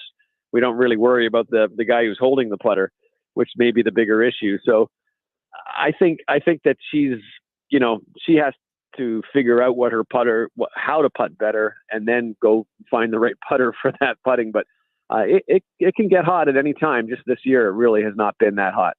Yeah. Well, when you talk to her about the putters, has there been talk about a putting coach or a change at all physically to what she's doing? Not really. She sort of says she works with her dad. She works with her sister, who's also a golf professional, and she's very comfortable in that. And I don't think she wants to get outside the box too much. She's the most successful Canadian golfer, male or female. So there is that. She's done pretty well with it. Yeah, no, fair. But I know a lot of people think, well, she could probably do better. Yeah, but there's a lot of golf professionals and male and female who've gotten worse when they change it up. So maybe she's just comfortable with what she's doing. She's made a good living at what she's doing. She's only 26. She's not like she's over the hill or anything. Oh God, so no, it's crazy. There's time for her to change and even get better. Yeah, well, that's we mentioned 26, right? Like she's the most decorated golfer. She's only 26, which in golf is really young still. So she has lots of ways to go. Obviously, the women's side's very competitive, but we talked about the men's side earlier, and you got like 5 men on tour who are consistently competitive. The women's side, not so much. Why do you think that is? I think it comes in cycles. I will tell you that I've spent a lot of time, at amateur events this year and different places where the next wave of Canadian golfers are coming up. And it's going to flip pretty quickly in the next 3 to 5 years. There's a lot of very, very good young women players, some of them at colleges in the United States, some of them just turning pro. And a lot of them are basically people who grow up watching Brooke Henderson play. They are disciples of Brooke. They sort of said just the way that the guys out on PGA Tour now, Corey Connors and Adam Hadwin and Mac Hughes, were guys who watched Mike Weir play. So Brooke has basically sort of given a lot of air to this next wave. And on the other side, I don't see it as much with the men's game. There are a few out there. But, I wish if someone had given me $10 for every time they said this is the next Mike Weir, I'd be a rich man right now. It's a lot harder to make it on the men's game than it is on the women's game. And I think within 5 years, you're going to see things flip a little bit where we'll have a lot of people out there with Brooke Henderson. Do you think there's a next wave? Because the men aren't that old either. So, they got a lot of time, but do you think there's an upcoming wave for the men as well? Because they see so many that, maybe you think, hey, this is, I don't know if it's, having more, young Canadian men on the tour and all having success at different times with Taylor and Mackenzie Hughes and Hadwin, et cetera. Does that further even strengthen the future for the men's side, do you think? Yeah, as I say, I don't think there's as many good young male players that I have seen. Okay. They may be coming up. They could come up, but I will say that it only takes 1 or 2, and then you can get a few out there. And Golf Canada has really one of the best development programs in the world. In fact, the United States Golf Association is now copying our program. They're coming to us for help, believe it or not. So that says a lot about where we are. So it's not for lack of effort. There are some good athletes out there, and there's some good young kids I've seen who are 15 and 16. I want to see them again when they're 23 and 24 before I'll make a decision as to how good they're going to be. But I think we'll have some. I just don't think we'll have the numbers that we have right now. Listen, the crop we have out there right now is the best that we've ever had in terms of talent and in terms of depth. And you're going to see it in a couple of weeks at the President's Cup. Mike Weir, I'm sure, will name 2 or 3 Canadians on that team. And I think that's a big credit to what's gone on before him and what Mike Weir has done to incentivize these young players to become great PGA Tour pros. Bob, great stuff. Is there anything, in the golf world that, you see changing? You mentioned how they don't like the format here for the Fed. Do you see that change in the future? Is there anything else that might be changing for next year anywhere? Well, we're still talking about LIV and the PGA Tour. I don't think you're going to see anything next year. If anything changes, that'll be 2026. We do have a big golf ball rollback coming in a couple of years, perhaps, though it won't affect guys like you and me for a little while. But they want to bring the golf ball, take the technology and bring it back so there are fewer, they don't travel as far. And that's a big question mark right now as to whether or not like the PGA Tour is going to accept that. But they're trying to make the ball go shorter, believe it or not. I would like it to go a lot longer for my drives personally, but they wanted to go shorter so you don't have to keep building, 9,000 yard golf courses. So there's a few things on the plate that'll start you'll start to hear about a lot more as the new year breaks and we get into a new PGA Tour and LPGA Tour season. All right. We look forward to that. Bob, great stuff, man. We appreciate it. Anytime. Take care now. That is Bob Weeks, of course, from TSN. And I'm kind of curious because you got like 5 men right now on which that in itself, like 5 men in, I think, the top 50, maybe 55 in the world. It's pretty damn good in golf when you consider it's not like we're a golf country. When you think of the weather and the temperature, and it's impossible to do it year round. Right? Like, yeah, you can go hit and do different things, but talk to any golfer, getting on playing on the course is a little bit different than the simulator. No question. 833-401-1440 in our inbox. Text us in. We got a lot of texts coming in. That topic about minor hockey, I think it's something we're going to have to discuss further in the next hour. Also, we'll get to 5 questions, spec, and more on a busy, it is flying Thursday on the Gregor Show, presented by PlayAlberta.ca. Number 62. Never miss a free pancake breakfast. It's unheard of and frankly a little upsetting. Summer in Alberta has its own set of rules. And if you're looking to add a little extra fun, Play Alberta has it all. Use promo code SUMMER to snag a $50 casino bonus for casino, instance, and live dealer with your next deposit. Get ready for promotions throughout the summer to help you make the most of those sunny Alberta days. Because we all know they don't last long enough. Bonus terms and conditions apply. You turn on the tap and water comes out. You press the handle and flush the toilet. Living in our modern world, we sometimes take for granted or don't even think about all of the services and conveniences that are around us every day. But GS Construction does. Right under your feet, there's a whole network of underground infrastructure that needs to be built and maintained in order to have these basic services. GS Construction has been laying the groundwork for your community for 50 years. Find out more by going to gsconstruction.ca. Bacon or sausage and egg McMuffin? It's a delicious dilemma. But what if you didn't have to choose? The Mighty McMuffin is back with bacon and sausage. Mighty McMuffin, mighty impressive. For a limited time at participating McDonald's in Canada. The Brick's famous tent sale is back in town. Find up to 60% off clearance items and check out fantastic deals in every department. Like up to 30% off sofas and up to 50% off mattresses. Visit the Brick while the tent is up and the prices are down. Some exclusions apply. See in store for details. The Brick, saving you more. The job isn't done until the last load is hauled, and having a semi-trailer out of commission is not an option. Whether replacing or adding to your convoy, Edmonton Trailer has a huge inventory of new and used semi-trailers, trusted by the gravel, logging, oil field, fluids, and freight industries. Find a trailer right for you online or at one of their 3 locations. For sales, service, parts, rental, and finance, when you're in it for the long haul, Edmonton Trailer. The only thing as hot as the weather this summer is a night out at On the Rocks. Every weekend, enjoy live music and top DJs spinning your favorite tracks. The dance floor is the place to be. Celebrating a birthday or stagette? Let OTR take the work out of the planning for you. Book your party online at ontherocksedmonton.com. Join OTR every evening from 4 p.m. for a great atmosphere and good company. There's something for everyone to enjoy. Grab your Good Vibe Drive and head to On the Rocks, corner of Jasper Ave and 118th Street. You've got a go-to coffee spot, a trusted barber, even a lucky game day jersey.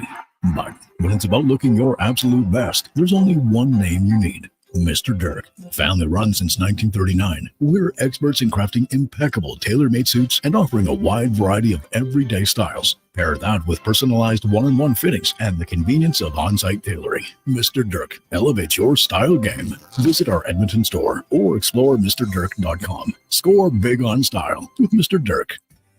Have you lost control of your debt following unexpected car troubles, home repairs, an illness, or a divorce? You're not alone. Life happens. My name is Parveen Middleton, a licensed insolvency trustee at BDO here in Edmonton, and I'm here to listen to your story.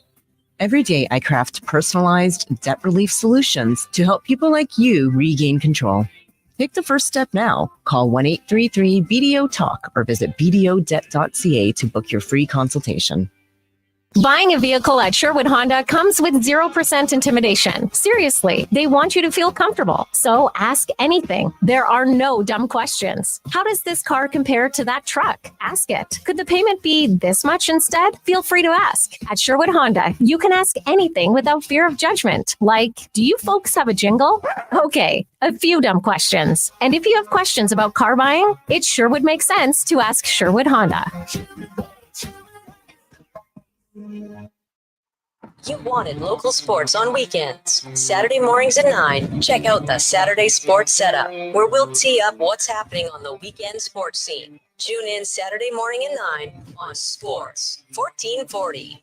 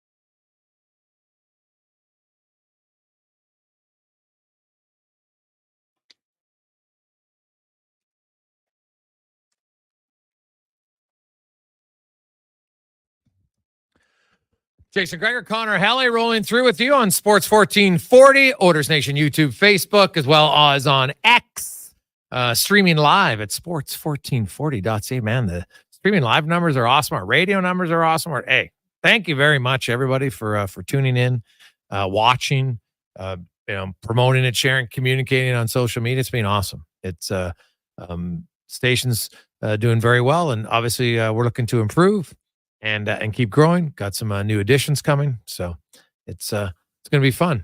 And NFL is just around the corner. You got MLB, the playoff stretch drive, NHL. How about the NHL? You're less than 3 weeks away from, just over 3 weeks away, I should say, from start of preseason. Well, 3 weeks this Saturday, in fact. So that's preseason. Training camps quicker than that. Less than 3 weeks away.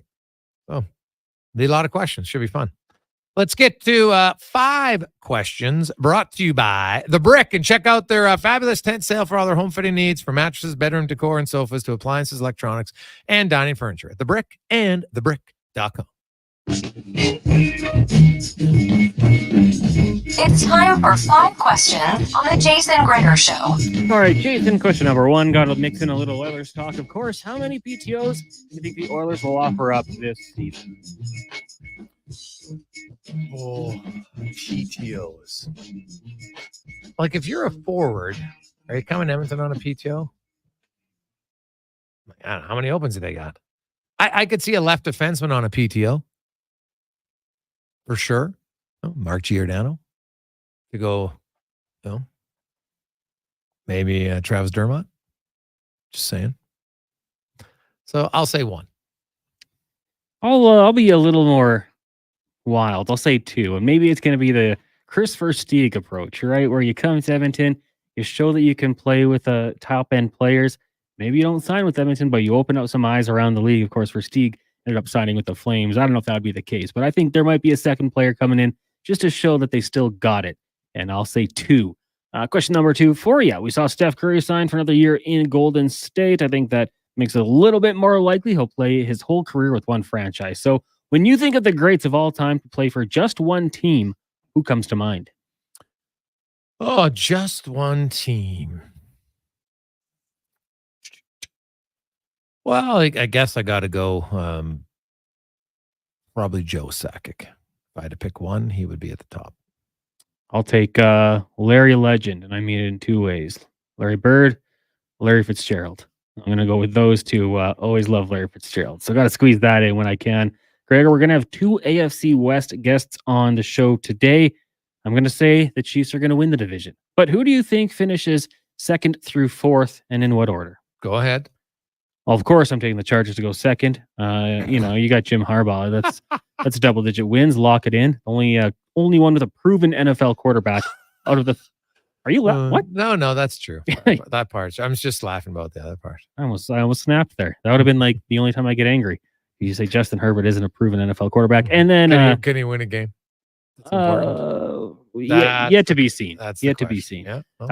Well, I mean, if his team gives up like less than 24 points, he's never lost. But need that defense to show up for once in their life. Give me the. By the way, I'm gonna go Broncos Raiders. Broncos, then Raiders. Yeah. Yeah. Well, the Chiefs. That's fair. I will go Chargers. I don't change it. I think the Broncos are going to be closer than you think to the Chargers. I'm not sure though. Do the Chargers make the playoffs? That's maybe the better question. I do have a bet with Brad, one of our listeners, a Broncos fan. $50 charity bet about the Chargers and Broncos. Who's got the better records? So there's a little bit on the line here. Okay, I like it. Question number 4. Of course, we're one round into the Tour Championship. It looks like Scotty Scheffler's going to run away with it, but who do you think will get the job done here? And if we both agree Scheffler's going to run away, we can go for 2nd. Your call. Yeah, man, what a year he's had though, right? And he has quite a stroke lead, does he not? He's 16 under. Yeah. Morikawa 9 under. And Schauffele. So that's like, so he's got to lose 7 strokes. Oh no, doesn't Schauffele start at 8? But maybe I'm wrong. Yeah, like I thought Scheffler was 10 under, Schauffele was 8, and had Matsuyama was 7. But maybe not. Because right, what's his name? Keegan Bradley moved up to 4th, right? He's tied for 4th now. Yeah, 8 under. Yeah. Okay, sorry. I was doing the starting scores, not already after today. So I will go with Schauffele. I always pick Schauffele. He's finally won though this year. That's what's great about it. I picked that guy for about 5 years and he finally won. So I'll go with him. It's a long shot, no question. Yeah, to come back, I mean, Schauffele's plus 800, Morikawa plus 2,000. I'm going to go with Morikawa though. After watching him on that show, whatever it's called on Netflix, he's a likable guy, so I'll go that way. How high do you think Pendra's going to finish? 5th spot. Right now he's tied for 10th. There's a lot of guys up in front of him, but I'll say he'll finish 5th. Oh, I know. He's had a really good round. So, yeah, let's do it. Like it. He moved up a lot today because he came in. I think he started like 27th. Yeah, he shot a 66. Yeah. Like working his way up. Scheffler at a 65. So he's right there. I think he's going to climb up quite a bit. Question number 5 for you. It is National Lemon Juice Day, apparently. So when it comes to all of the juices out there, what is the top of your list?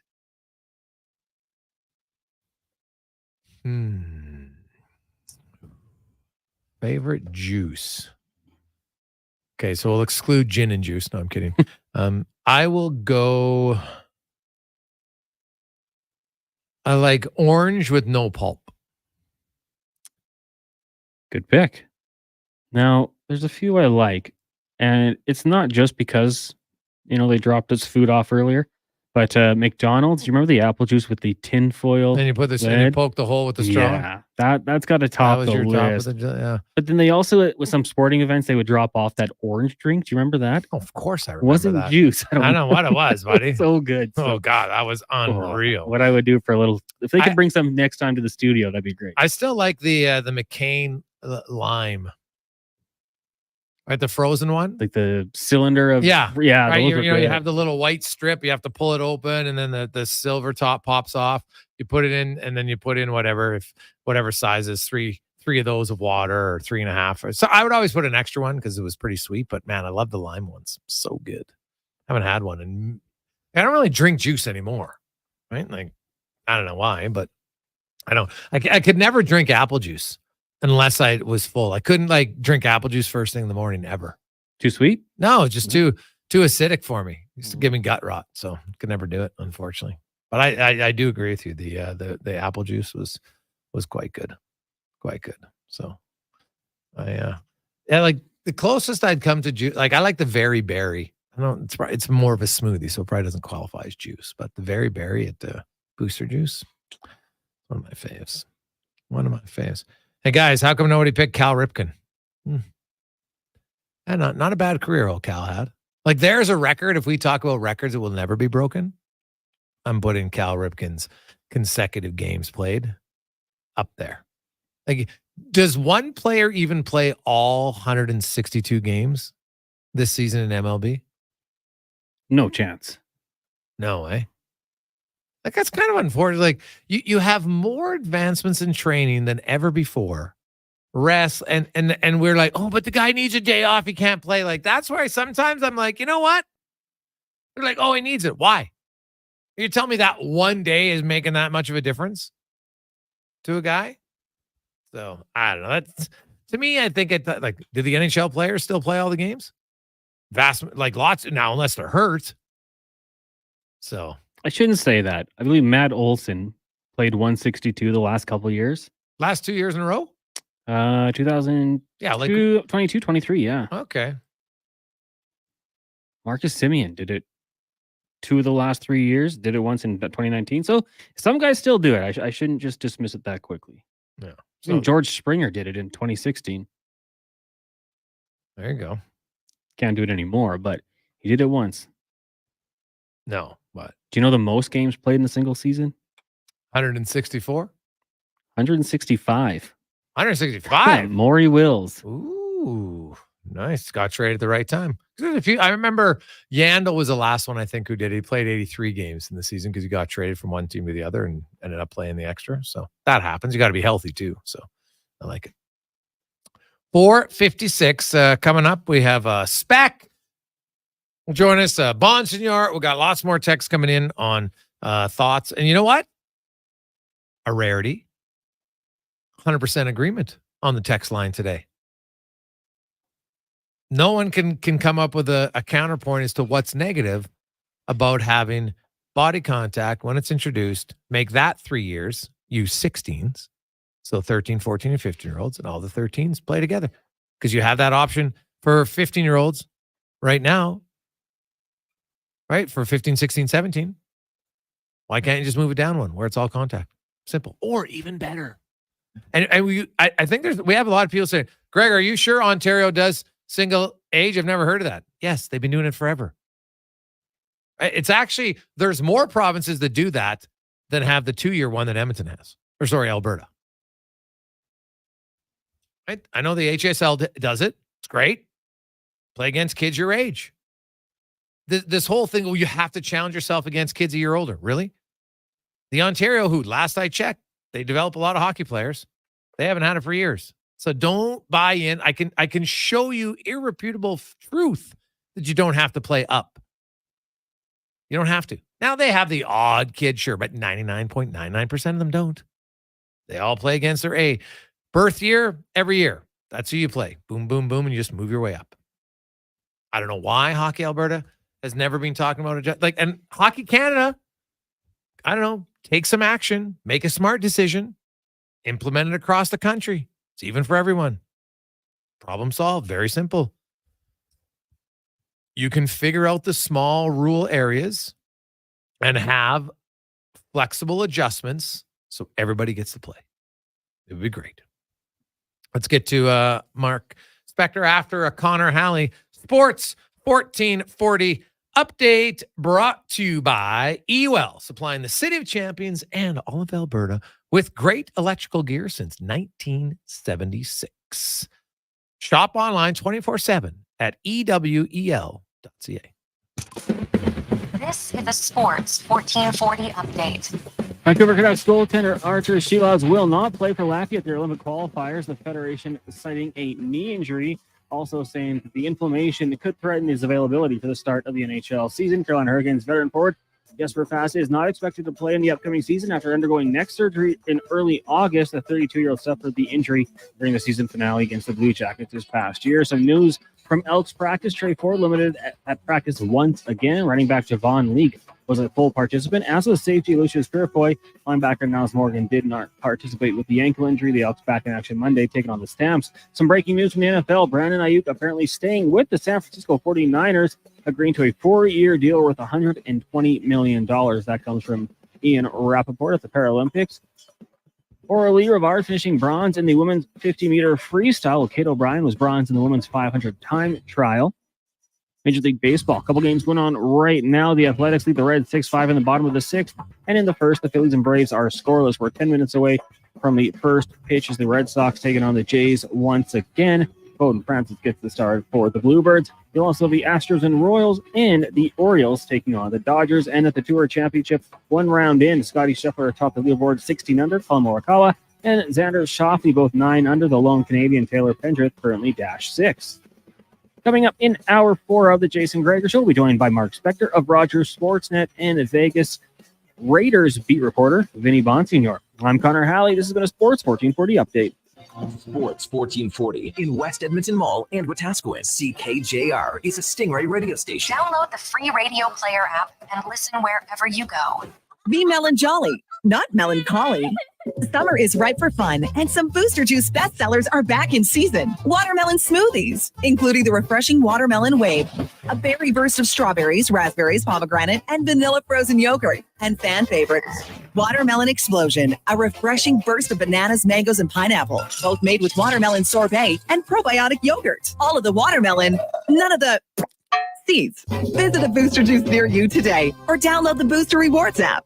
Modern Air and Water is your source for AC, furnace, duct cleaning, and water purification systems. Get a 12-year parts and labor warranty and save up to $2,500 on a complete new system. Contact your Lennox Premier dealer at modernairwater.com.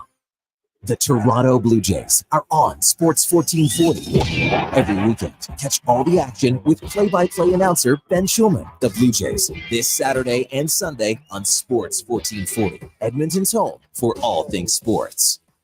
The Junior Prospects Hockey League is entering its third season of gameplay. The JPHL now offers academic and athletic opportunities in the 14U, 15, 17, and 18U age divisions. All JPHL games are broadcast live on Silent Ice TV with a showcase-style game schedule and high level of travel and accommodations for its team, staff, and players. To learn more about why the JPHL is the fastest-growing elite hockey academy stream in Western Canada, visit juniorprospectshockeyleague.com.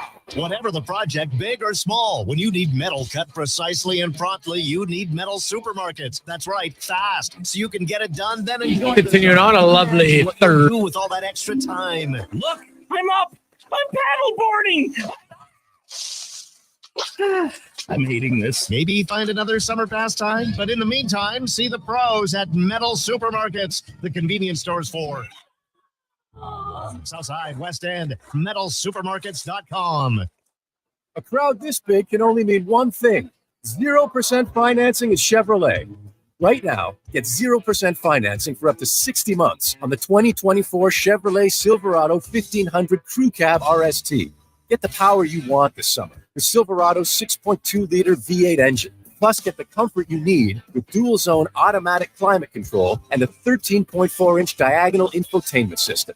Hurry, these trucks won't last long. Ask your Chevrolet advisor for details. Imagine hitting 13 out of 14 fairways from the tee. It can happen. It does happen with a driver created for you by Fitted Golf.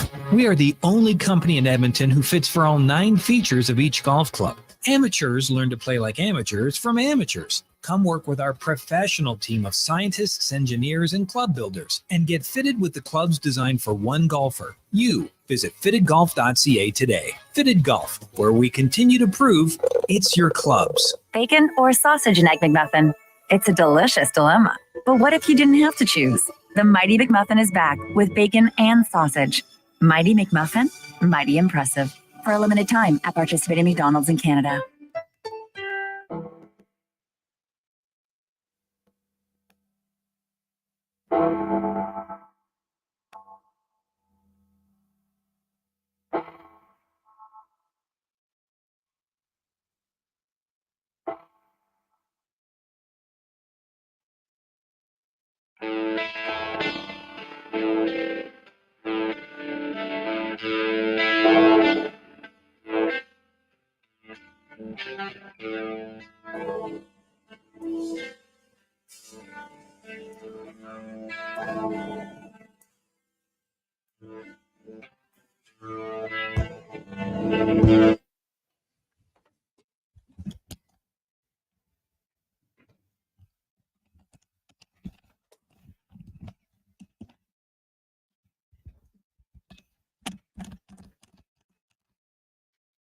Cons, this just fell off.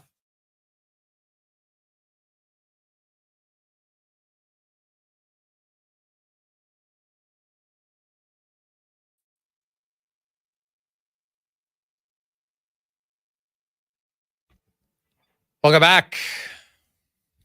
Thursday edition of the Jason Gregor Show on Sports 1440, Oilers Nation, YouTube and Facebook. How you doing? Hope you are having yourself an awesome day. We little microphone issue here. The mic just busted, so now it looks like I'm gonna have to hold it for the rest of the show. Not a big deal, but there you go. Hey, the wonders of live radio. And the looks like the little holder button thing here screwed in. Popped out. Kind of weird.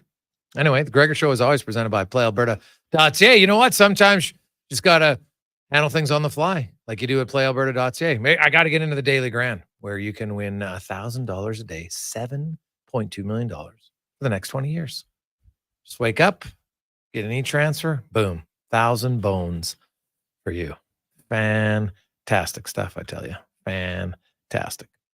Let's get to the Spec Report now, brought to you by GS Construction as they continue on a busy time of the year for them. And hey, there's no slowing down. They're still hiring laborers, and they specialize in underground infrastructure that'll make your life more enjoyable, from running water, indoor plumbing, etc.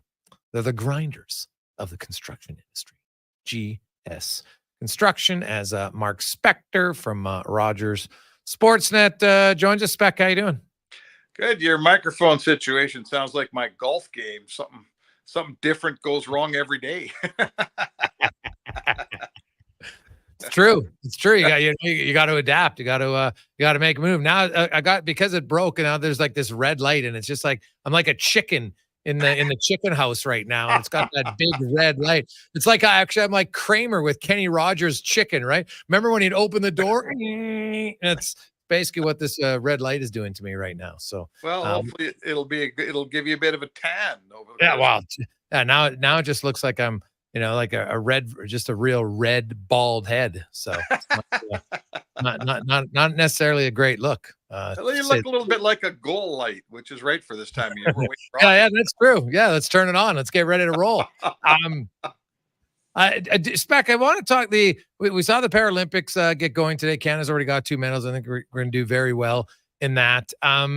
We're looking at we had Bob Weeks on, and he was talking about the playoffs. Some of the players don't like how the stroke evaluation. So my question is, if you could make any change, you don't have to make any, but if you were going to make a change to NHL playoffs, what change would it be?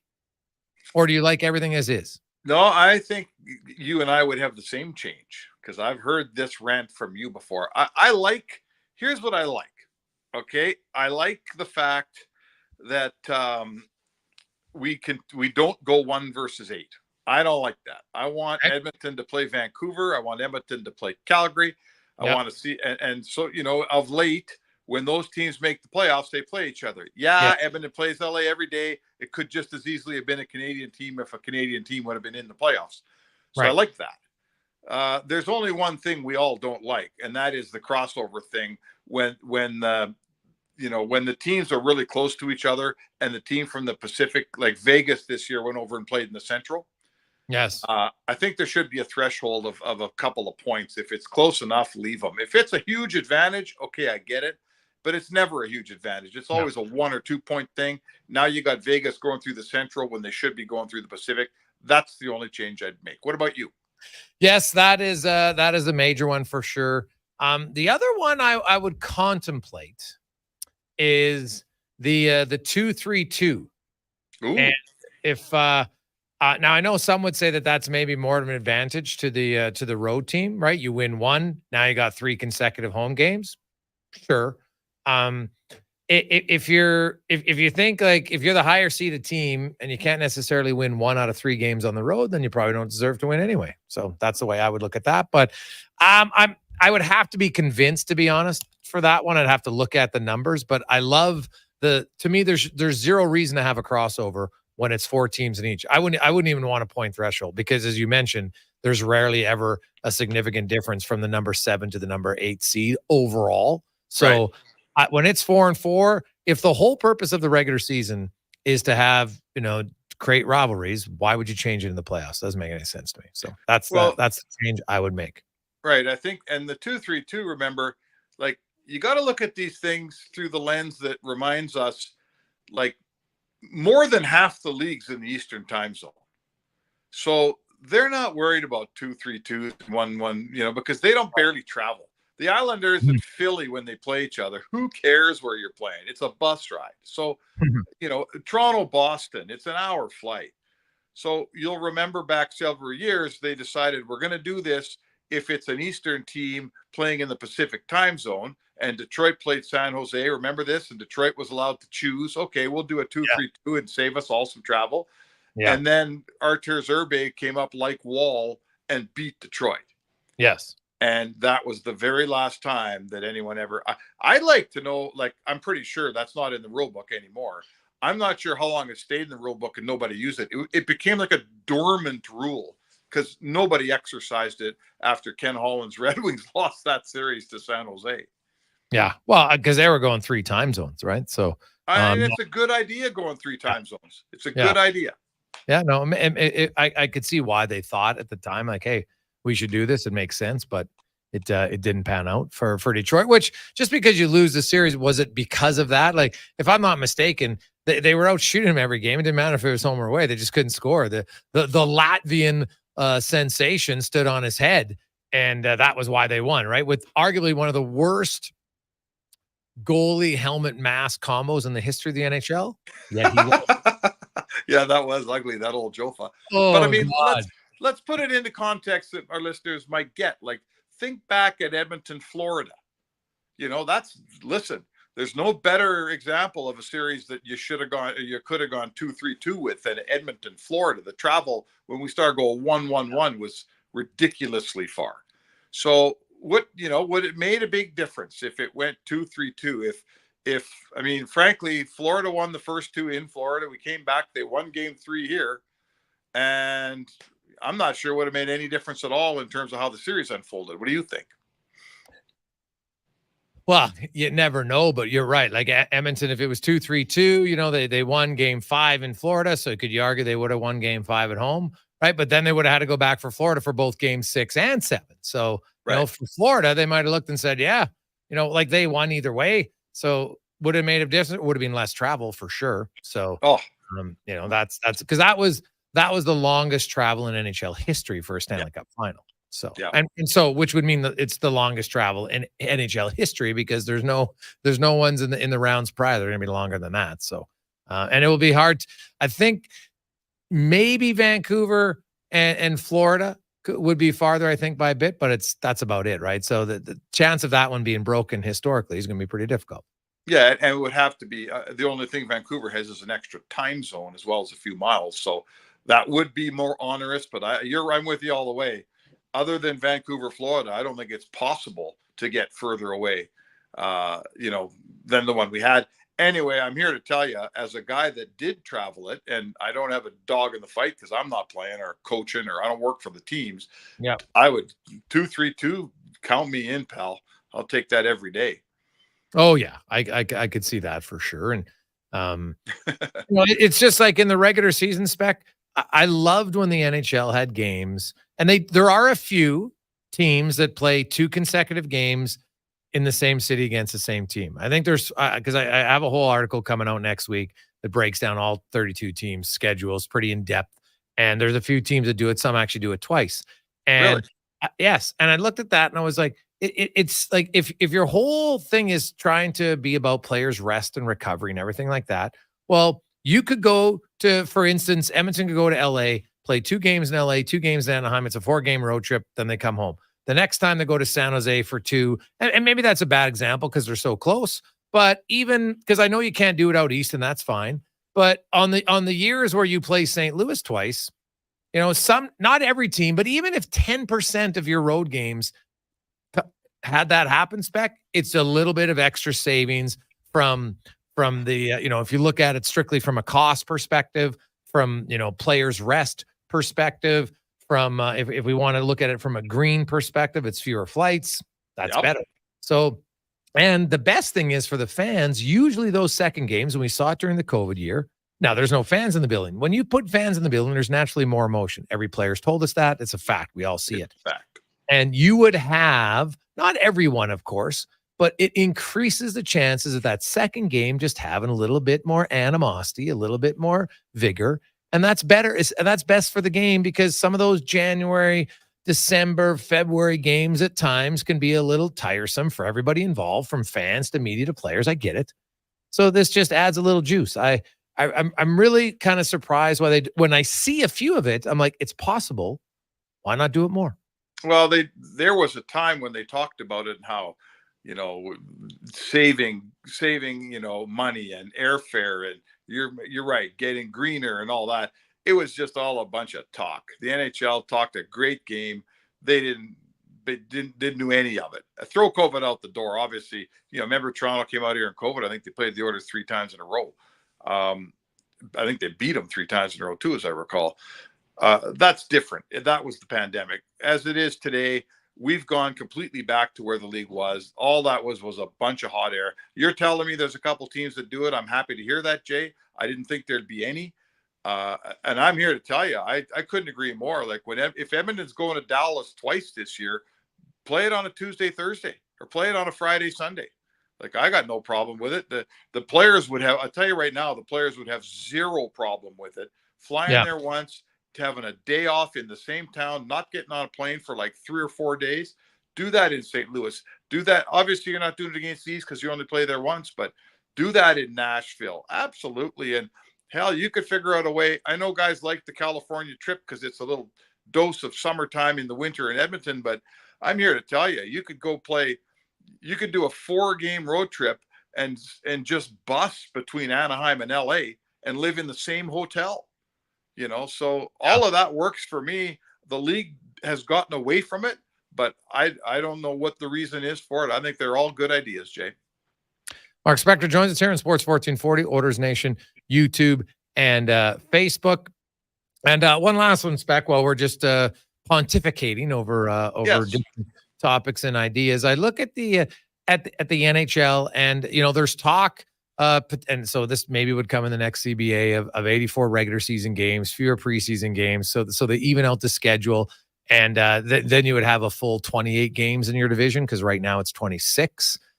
You could easily make a quicker fix to make it 28 within your division and take away 2 games against the Central, for instance, from Edmonton. That would be easier, right? 2 teams you play twice and the other 6 you play 3 times. Problem solved. But do you think 84 games, because they did it twice in 93 and 94, I think it was.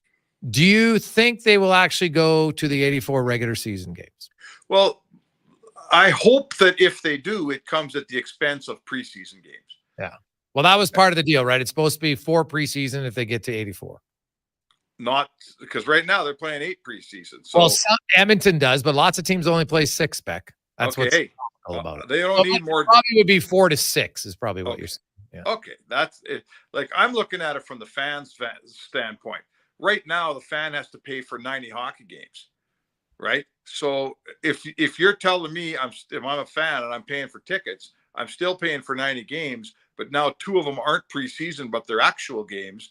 I am all for that, man. Like, I think the preseason is highway robbery for what fans have to pay for it. And we know who's on the team already. So the players don't need 8 games. I'm here to tell you, they don't need 6 games. They are in shape. They're ready to play, right? We know who's on. There's even on the worst team in the league, there's no more than 5 jobs up for grabs. And in Edmonton, there's like maybe 1 or 2. So absolutely chop out the preseason. If you can't lose those games, then call them regular season games. That is absolutely the way to go, and they should have done it 5 years ago. Spec, great stuff. We will chat with you tomorrow. Have yourself an awesome day.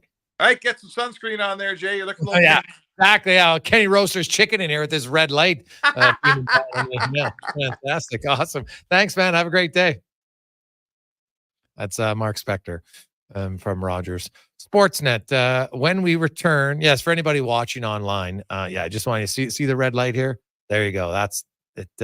Yeah, maybe I should just put it down. Oh, there you go. Problem solved. Now it's out of the picture. I just bend the arm down and then it's not in my face. Oh, look at that. Ta-da. Figured it out. Captain Smart. Only took me 15 minutes, but I figured it out. We'll take a quick break. We'll come back. We got more previews on the Jason Gregor Show presented by PlayAlberta.ca. It is Daily Grand tonight. $1,000 a day for 20 years. Get your tickets. PlayAlberta.ca. The road lays ahead. Your potential destinations are endless. Volvo Cars Edmonton gives you choice to match. Right now, lease a new 2024 Volvo XC90 from 0% for qualifying loyal customers. Or save $7,500 on all new 2024 XC60 Recharge plug-in hybrid models. All demo vehicles come with a free 10-year, 1 million kilometer warranty. No matter what you decide how to move forward, your first choice is Volvo Cars Edmonton. VolvoCarsEdmonton.com. 1205 101 Street Southwest. The Brick's famous tent sale is back in town. Find up to 60% off clearance items and check out fantastic deals in every department. Like up to 30% off sofas and up to 50% off mattresses. Visit The Brick while the tent is up and the prices are down. Some exclusions apply. See in store for details. The Brick, saving you more. A crowd this big can only mean one thing. 0% financing at Chevrolet. Right now, get 0% financing for up to 60 months on the 2024 Chevrolet Silverado 1500 Crew Cab RST. Get the power you want this summer with Silverado's 6.2-liter V8 engine. Plus, get the comfort you need with dual-zone automatic climate control and a 13.4-inch diagonal infotainment system. Hurry, these trucks won't last long. Ask your Chevrolet advisor for details. Are you afraid of losing your car or home due to debt? Don't let fear or shame hold you back from seeking help. Bankruptcy is not the only option. A consumer proposal can reduce your monthly payments, lower your overall debt, and allow you to keep your assets. My name is Parveen Middleton. I'm a licensed insolvency trustee at BDO here in Edmonton. I'm here to help you tackle your debt. Take the first step towards regaining control of your finances. Call 1-833-BDO-TALK or visit bdodebt.ca to learn more. I'm Rick Showers from No Bull RV. Anything that's exposed to the elements or has moving parts needs regular maintenance. And when you consider an RV, well, it falls into both categories. Lots of moving parts and sitting out all the time, which is why we hire the best RV technicians in Alberta to come work here at our new, bigger store in Leduc. Noble has giant indoor service space that can hold the biggest RVs in the world.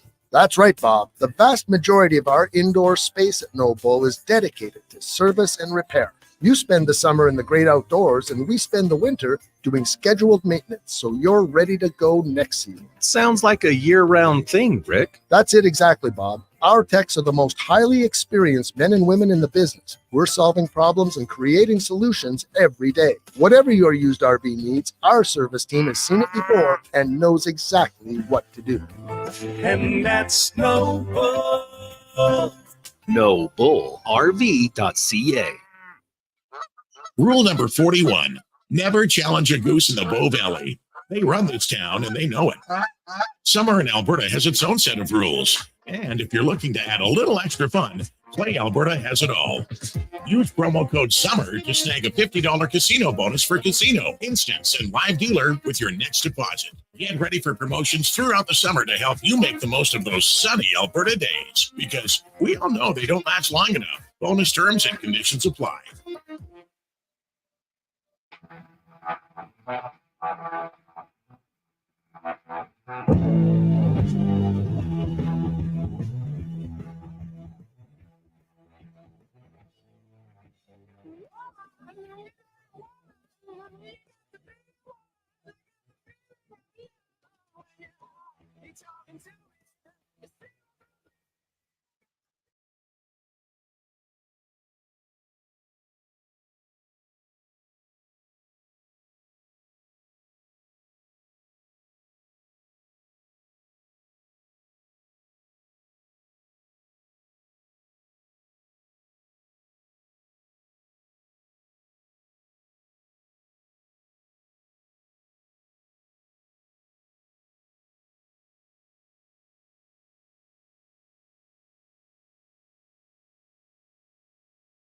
1440 Oilers Nation, YouTube, and Facebook. Hope you're having yourselves a wonderful day.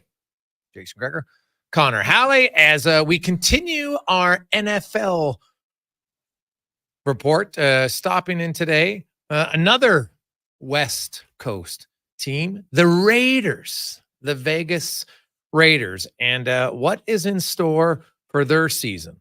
We'll find out. Vinnie Bonsignore from the Las Vegas Review-Journal, beat reporter for the Raiders, joins us. Vinnie, good afternoon, my man. How you doing? I'm doing good, but I have to say, unless California fell off, which I don't think has happened, not quite West Coast here in Las Vegas, but very, very close. We're certainly, and basically a lifelong Californian. I'm just totally joking right now, but we're in the western part of the United States without question here with the Las Vegas Raiders now. Yes, we well, you're in the Pacific time zone, so that's kind of there you go. That's for us sure. Mountainers, that's the West. Yeah, and I always say West Coast myself, so because it's literally a suburb of Los Angeles, so we're all good. There's probably a few people who drive from LA to Vegas and then limp home. It's probably happened a few times. Looking at the Raiders, they're going to be limping home. Like I look at their depth chart, and I'm kind of like, I don't know what do you make of this team on paper? Well, on paper, from a starters standpoint, it's one of the strongest Raiders. It is the strongest Raiders roster that I've covered, and I've been covering them since 2019. However, it always goes back to the quarterback, and it's going to be uncertainty at quarterback. I think Gardner Minshew has shown from time to time that he could be a capable NFL quarterback. He's also shown that he could be an incapable NFL quarterback. So this is a really good roster in terms of the defensive line. There's weapons galore. I think the offensive line is going to be just fine. I think the linebackers, the secondary, are good to go. There's a lot to like about this roster. And you put a top-level quarterback on this team, or even a top 12 to up quarterback, you're talking about a team that, without a doubt, you'd be talking about as a playoff team. But they don't have that type of quarterback right now. And so the question becomes, what level of quarterback can they get on a consistent basis to take advantage of everything else that they've got going for themselves on this team? When you look at Gardner Minshew, he seems like, one of the more likable guys. He does some hilarious videos. He got the mustache. He had some success in the past. You're right. He's not a proven guy. He obviously inconsistency, and that's usually what separates the top end guys to the others, is they're consistent. But like between him and Aiden O'Connell, were you surprised he won the starting job? And how long or / short of a leash does he have as the starter? Yeah, not necessarily surprised. I was there throughout training camp and OTAs, and I felt that, maybe by a smidgen, he was the better quarterback throughout. Okay. But it wasn't like it was a definitive win, for Gardner Minshew. But, I think when the Raiders assessed it, in terms of who they were going to roll, out with this year, I think they felt like maybe Gardner gives them a best chance to get off to a good start, which is something they haven't been able to do for a couple of years now. And it's really been their demise. So there's that. You mentioned the key part of this, though. What's the leash? I think they'll give it some time, but they're in the business of winning football games as well, and they can't give it forever.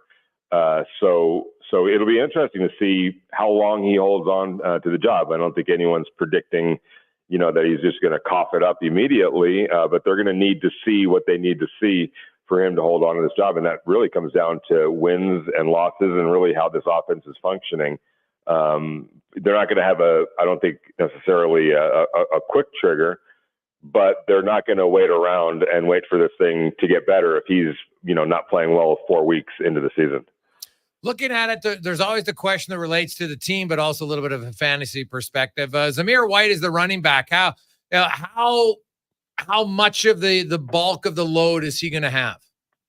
Antonio Pierce has mentioned the number 230 to 240 carries. How that relates to fantasy football, I'm not quite sure. I think he's going to be a capable back. I think he showed, it wasn't a huge sample size, but 4 games is, a quarter of a season. And he was the leading rusher in the NFL during those last 4 games of last season, led the league in yards per average, the last 4 games of last season as Josh Jacobs' replacement. So it stands to reason that he's going to be, more along those types of lines. I'm not going to say he's going to lead the league in rushing, but I think he's going to be a good, solid running back for the Raiders and probably in fantasy as well. And I do know this: Antonio Pierce wants to hang his hat on this running game, and Zamir White, figures pretty big in that quest.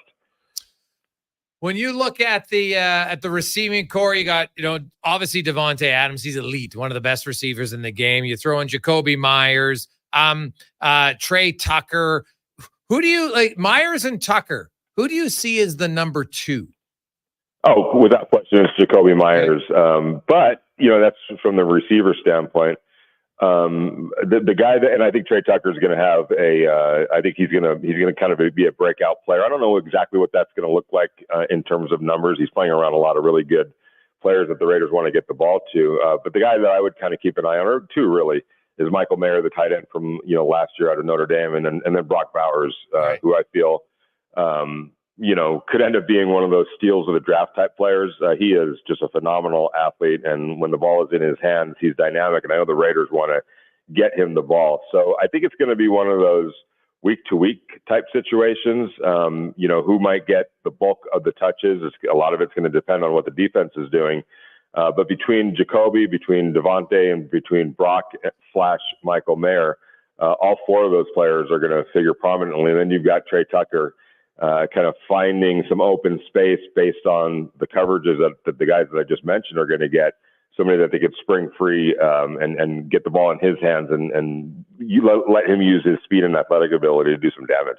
Vinnie Bonsignore joining us here on the Jason Gregor Show, taking a look at the Vegas Raiders. And Vinnie, on the defensive side of the ball, obviously we know Max Crosby, one of the league's best when it comes to rushing the passer.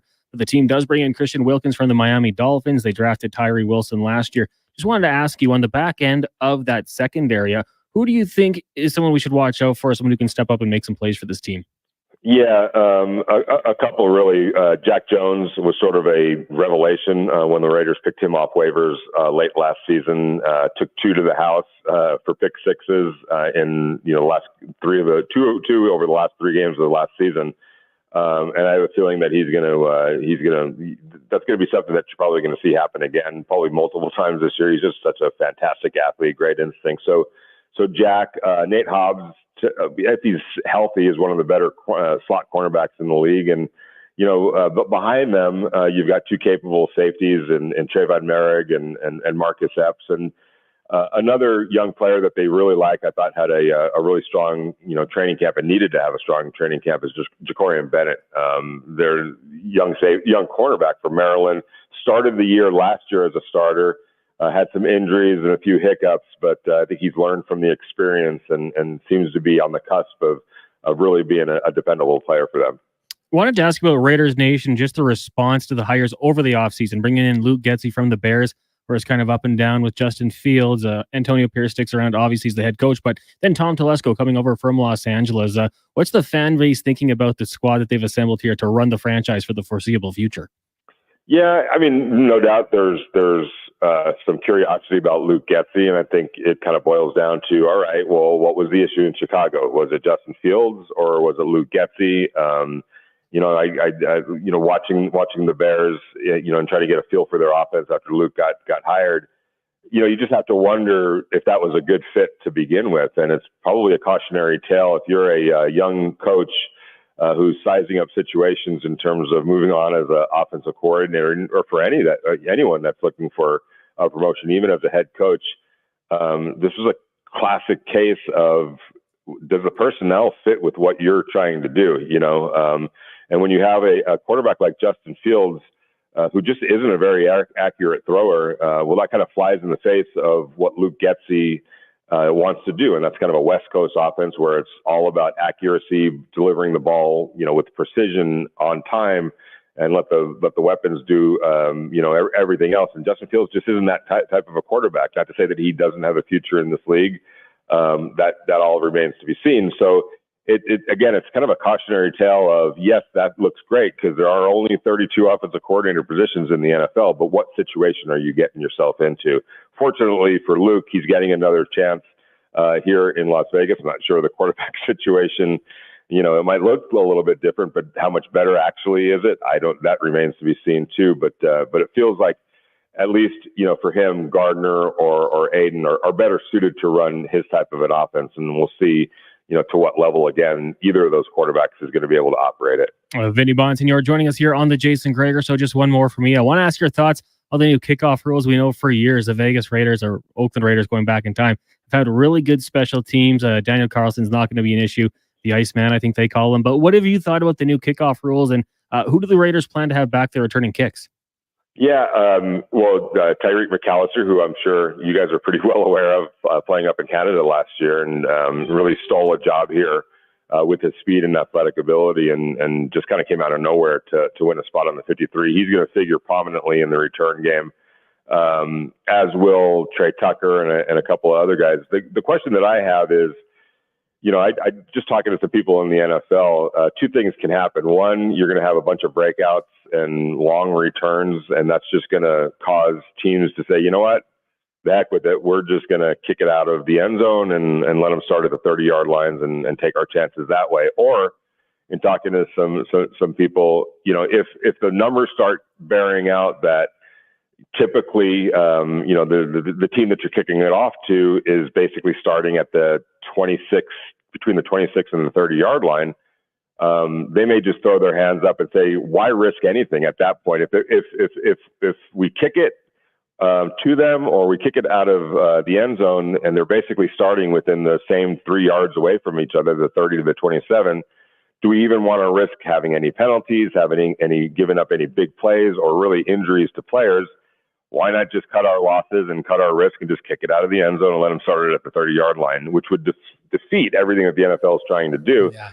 But I think that first couple of weeks is going to be really interesting to see what it kind of looks like and what the adjustment ultimately ends up being. And I've talked to too many people in the NFL who just feel like, you know what, at the end of the day, you might actually see teams just kick it out of the end zone and let the other team start at the 30 and take their chances that way, which then would put the ball back into the NFL's, lap. And would they then take this a little bit further? Because, not sure if you know the dynamics of it all, but as that rule was originally written, anything that went out of the end zone for a touchback, just kicking it out of the end zone, was going to start at the 35-yard line, which that's really prohibitive. In fact, it was so prohibitive, that the owners and coaches said, whoa, that's a little bit too much. So they moved it back to the 30, which now becomes, again, do you just cut your losses and let them start at the 30 and do that? And then would the NFL owners say, well, if you're not going to play along, and if we're not going to have our kickoff back, then what we're going to do is put it at the 35-yard line, and now you're really going to have to make a decision. So it'll be interesting to see how this thing all plays out. Vinny, one last one. There's lots of talk. We've seen it in practice with the Guardian caps on helmets. I've seen a few players state they're going to start wearing them in the games. When you talk to the players, are they noticing any difference? Like, do they feel it? Because they know that, well, geez, it's a little bit heavier, whatever. But I know you see guys wear it in practice. It just gets used to. Do you think we're going to see it eventually just become the norm in regular season games? Yeah, and I would imagine as technology improves and, you can kind of get it to look like, the standard helmet with the logo and everything like that, because there's probably a little bit of that going on, not to say that anyone would put style over safety, but, you kind of want to look cool out there, I guess. Right. So, I think that if they could get to a point, and it feels like they've made some adjustments to maybe close the ground on that, more players are saying, well, I actually look pretty good out there with that. And plus it protects me. So I'm going to go ahead and do that. And I think the more, like I said, technology is able to close the gap on how it actually looks on players, call it vanity, whatever you want, but it's probably a real thing if we're being honest. Then I think you're going to see more and more players, wear them. And I would imagine that at some point, maybe the NFL even steps in and makes it mandatory. Vinny, are the Raiders a playoff team? They can be, but I'm not ready to. I need to see four games or so and see what the quarterback play actually looks like. And I'll try to evade the question because trust me, from my editor, everybody wants to know. And I think there's a path. I'll put it that way. I think there's a path, but it's going to require, probably Gardner Minshew playing better than he ever. Here's the example that I've been using. I don't know if you remember back in 2017, but Case Keenum was on the Vikings. And, here was a guy that was a journeyman.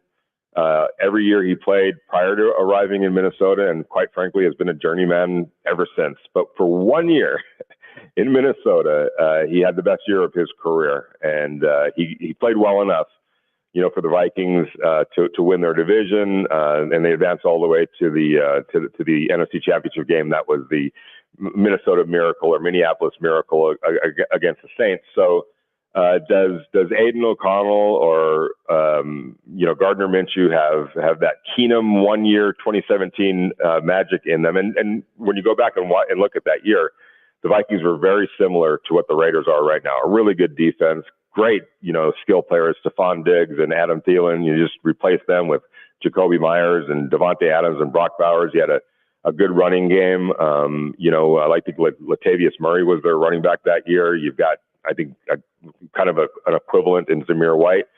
So there are some similarities there, and you just wonder if Gardner or Aidan can give them that kind of magic to win 10 games this year, which would put them in the hunt for the playoffs. If not, then you're probably talking about a 6, 7, maybe 8 win team, and that does them no good, because then that leaves them in no man's land when it comes to doing what they have to do, which is replace the quarterback. And if you go back to the Vikings in 2017, no matter how, in spite of, Case Keenum's great career year, they quickly moved on from him and brought in Kirk Cousins. So they weren't prisoners of a moment or anything like that. And I think whatever happens with the Raiders this year, come next offseason, and there's probably a quarterback at Colorado that's playing tonight. There'll be a quarterback at Georgia playing on Saturday.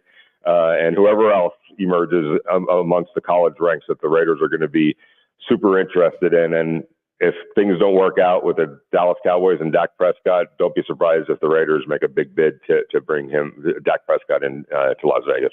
Oof. That would be a major error by the Cowboys, because it's kind of hard. But you never know with them. Well, Jerry likes just waiting until the last minute to sign the stars, and then they just always sign for the peak. Yeah, it's great business. He's really saved money over time doing it that way. Yeah, no doubt. Shocking. Vinny, great stuff, man. Really appreciate it. We'll talk to you throughout the season. Enjoy the opening week next week. All right. You too, guys. Thank you. That's Vinnie Bonsignore from the Las Vegas Journal. Review 541. Jason Gregor, Connor Halley on a lovely Thursday afternoon on Sports 1440, Oilers Nation, YouTube, and Facebook. Those streaming live at sports1440.ca. We got lots and lots of texts. It's been a busy day in the text line, man. It's humming. I love it. So try to get to all of them. We can't get to all of them, unfortunately. I don't have enough time, but there's lots we want to go through today, talking about the contact in hockey and at different age groups and that when we return on the Jason Gregor Show, presented by PlayAlberta.ca. Rule number 41, never challenge a goose in the Bow Valley. They run this town, and they know it. Summer in Alberta has its own set of rules. And if you're looking to add a little extra fun, Play Alberta has it all. Use promo code SUMMER to snag a $50 casino bonus for casino, instants, and live dealer with your next deposit. Get ready for promotions throughout the summer to help you make the most of those sunny Alberta days, because we all know they don't last long enough. Bonus terms and conditions apply. The Toronto Blue Jays are on Sports 1440. Every weekend, catch all the action with play-by-play announcer Ben Schulman. The Blue Jays, this Saturday and Sunday on Sports 1440. Edmonton's home for all things sports. It's back to school time, and so begins the testing of your limits. Limited time? There's never enough. Limited cash. Totally feel that. Limited patience. Oh, yeah. With Pizza 73's unlimited medium two-topper deal, there's no limits. Unlimited medium two-topper pizzas, just $10.73. Need leftovers? Upsize to a large. Pizza 73's unlimited two-topper deal. On for a limited time. Pizza 73. If you've ever restored a classic car or seen one, you smile because you know what it took to get that beauty looking pristine. The same is true for men who restore their hair. Nothing but smiles for miles. Patients from all over Canada travel to see me, Dr. Vance Elliott, to have their hair loss treated and remedied. I've been helping people for 28 years. My practice is outfitted with the most innovative and latest hair transplant techniques and technology. And I do it myself. Contact us at drvanceelliott.com. We're down to our final courses of the season with Fairways to Heaven. Next, Whitetail Crossing Golf Club. Located in Mundare and highly regarded as a must-play in central Alberta, Whitetail Crossing is truly unique, using existing ridges, wetlands, and natural features. Join us on Monday, September 9th, and you and a friend can play for only $90 with Power Cart. Can't beat that. A twosome with cart, just $90. Plus, everyone is still welcome to enter this season's grand prize draw for a $1,500 prepaid visa from the Golf Cart people. For details and to reserve your tee time at Whitetail Crossing, don't wait. Go to K97fairways.ca. Fairways to heaven. A crowd this big can only mean one thing. 0% financing at Chevrolet.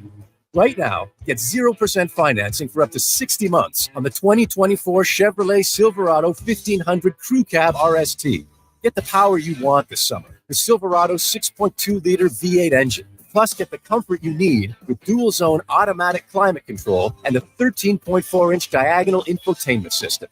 Hurry, these trucks won't last long. Ask your Chevrolet advisor for details.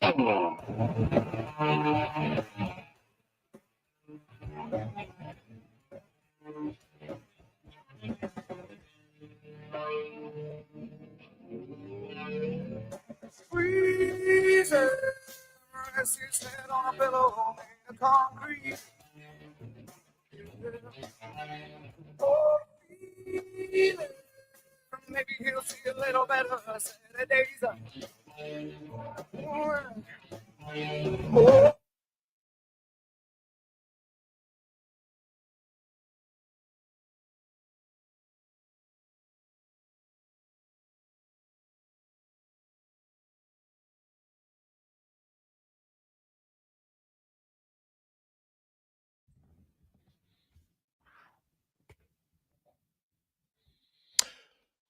We continue on.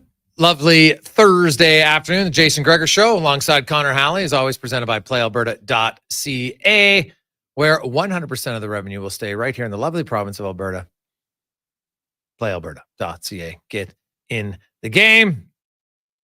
Guys, I love the Kenny Rogers Roasters classic from Ravencrest Dave. Oh, I'm stressed, baby. That was also, remember when Jerry and Kramer switched characters for a bit? Oh, that was hilarious. Hilarious. So we'll see.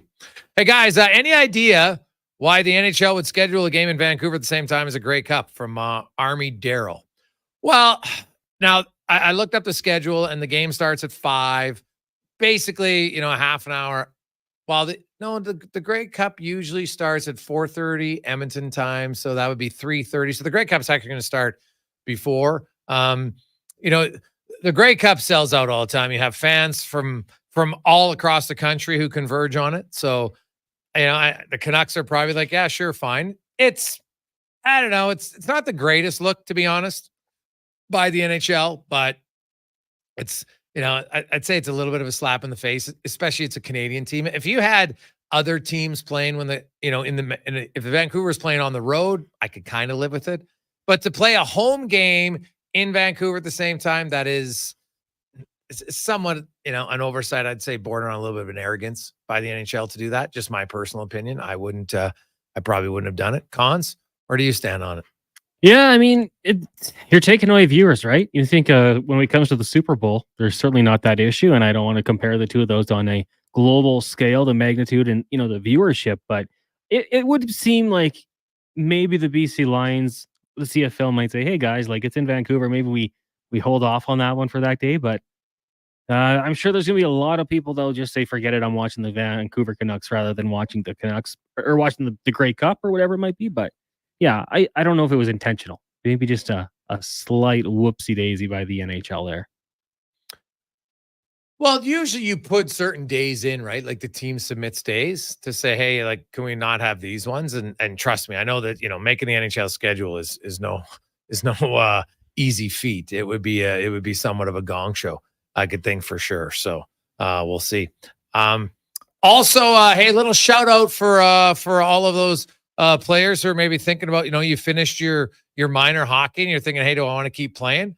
Well, I know that junior B camps around town, St. Albert and Beaumont, Leduc and Stoney, they open up. So if a lot of them are open up this weekend. So if you're thinking about playing, maybe check it out. I can tell you, what?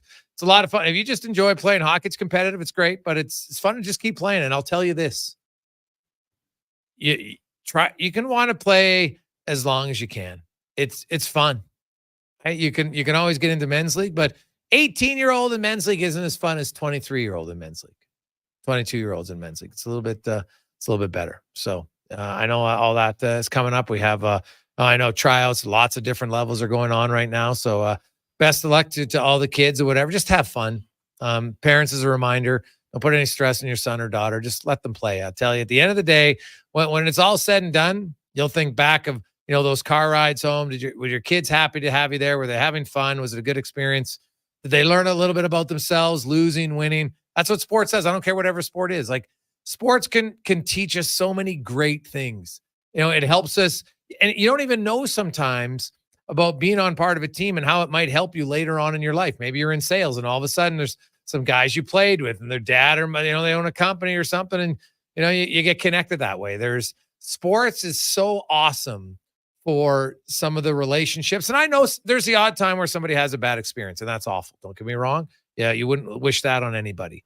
But I would say there's overall, I'd like to believe that most sporting experiences, if you took from the time you started playing till the time you ended, I would like to believe that most years you had a much more positive experience than you had a negative experience. And you know what? Guess what? Just like in life, you might have one bad coach, but don't let that be the coach you only think about. Think about all the good coaches you had. Because just like in work in your life, you might have one bad boss, but you might have 5 really good ones, or 10, hopefully, or coworkers, same thing. So sports does mirror life at times in the sense that, you know what? Some days are going to be good. Some days you're on a good team. Some days you're on a crap team. And you hope that you can be on somewhat competitive teams now and then. It's always fun. Win a tournament here or there, win a league, whatever it is, or just be competitive. It's fun. I always look forward to it. As somebody now who coaches, I can tell you I just like watching to see the kids compete and improve. And most importantly, the biggest compliment I've ever got as a coach is when, at the end of the year, his parents will send, man, at the start of the year, my son wasn't sure he wanted to play. Now he wants to play for sure. That's the greatest thing. I don't care what sport you're coaching. At the end of the year, if the kids want to say, hey, I want to keep playing, that to me as a coach, you've done your job. You've helped them improve, but you've made the game fun so they want to keep playing. Because that's the most important part about it. Because when it's fun, you'll work hard. What did Simeon Rotier, he talked about? He goes, hey, when you're on a winning team, you're winning championships, it's easy to be motivated. But when you're on a losing team, but you still have the fire and the passion, you want to get up every day and you want to train, whether, whatever level it is, well, that's when you're doing it and it's fun, right? So it's great. Hey, Gregor, as a youth coach, we want to win, but we want to develop the skills above and beyond all, from Jordan. Yeah, you know what? I agree with you on the development side. Like, I like winning, but honestly, it does not. I've read so many books on it. I don't get too wrapped up in wins or losses. I would like to see my team win for sure. But the great part is I've seen our kids lose and they're disappointed. But man, 5-10 minutes after the game, it's gone. They move on a lot quicker than adults do over a loss, which is something we should always remind ourselves. If our kids are okay with it 5 minutes later, maybe we should be too. Because and a reminder, here's my one reminder as we get into the sporting season, is when you yell, work harder, always ask yourself, what does that mean? If you're asking your child to work harder, right, be specific in what it is. And then say, well, what's the coach want you to do? Because most coach, hey, work harder at back checking. I want you to work harder on the forecheck. I want you to work harder on completing your passes, right? Like, if you give them a specific thing, makes it much easier. Much easier. Coming up, we got Fox Sports. Enjoy that. Another busy night in the sporting world. If you're golf, the FedEx man, Scheffler, what has he got? Hey, Connor will update you. He's got a massive lead. And guess what? You are officially 1 week away from kickoff to another NFL season. The Elks, Monday afternoon, baby, down in Calgary. Who doesn't love the Labor Day? Some of you are like, man, I don't really watch CFL until Labor Day. Well, this is the weekend you watch it. It starts on Saturday, Saskatchewan, or is it Sunday? Sunday, right? Sunday, Saskatchewan and Winnipeg. That's a classic game, rivalry. I love it. So enjoy all of it. Have loads of fun. Let's get to the Common Man of Sports 1440 update, brought to you by VolvoCarsEdmonton.com. Save $7,500 right now on all new 2024 XC60 Recharge plug-in hybrid models.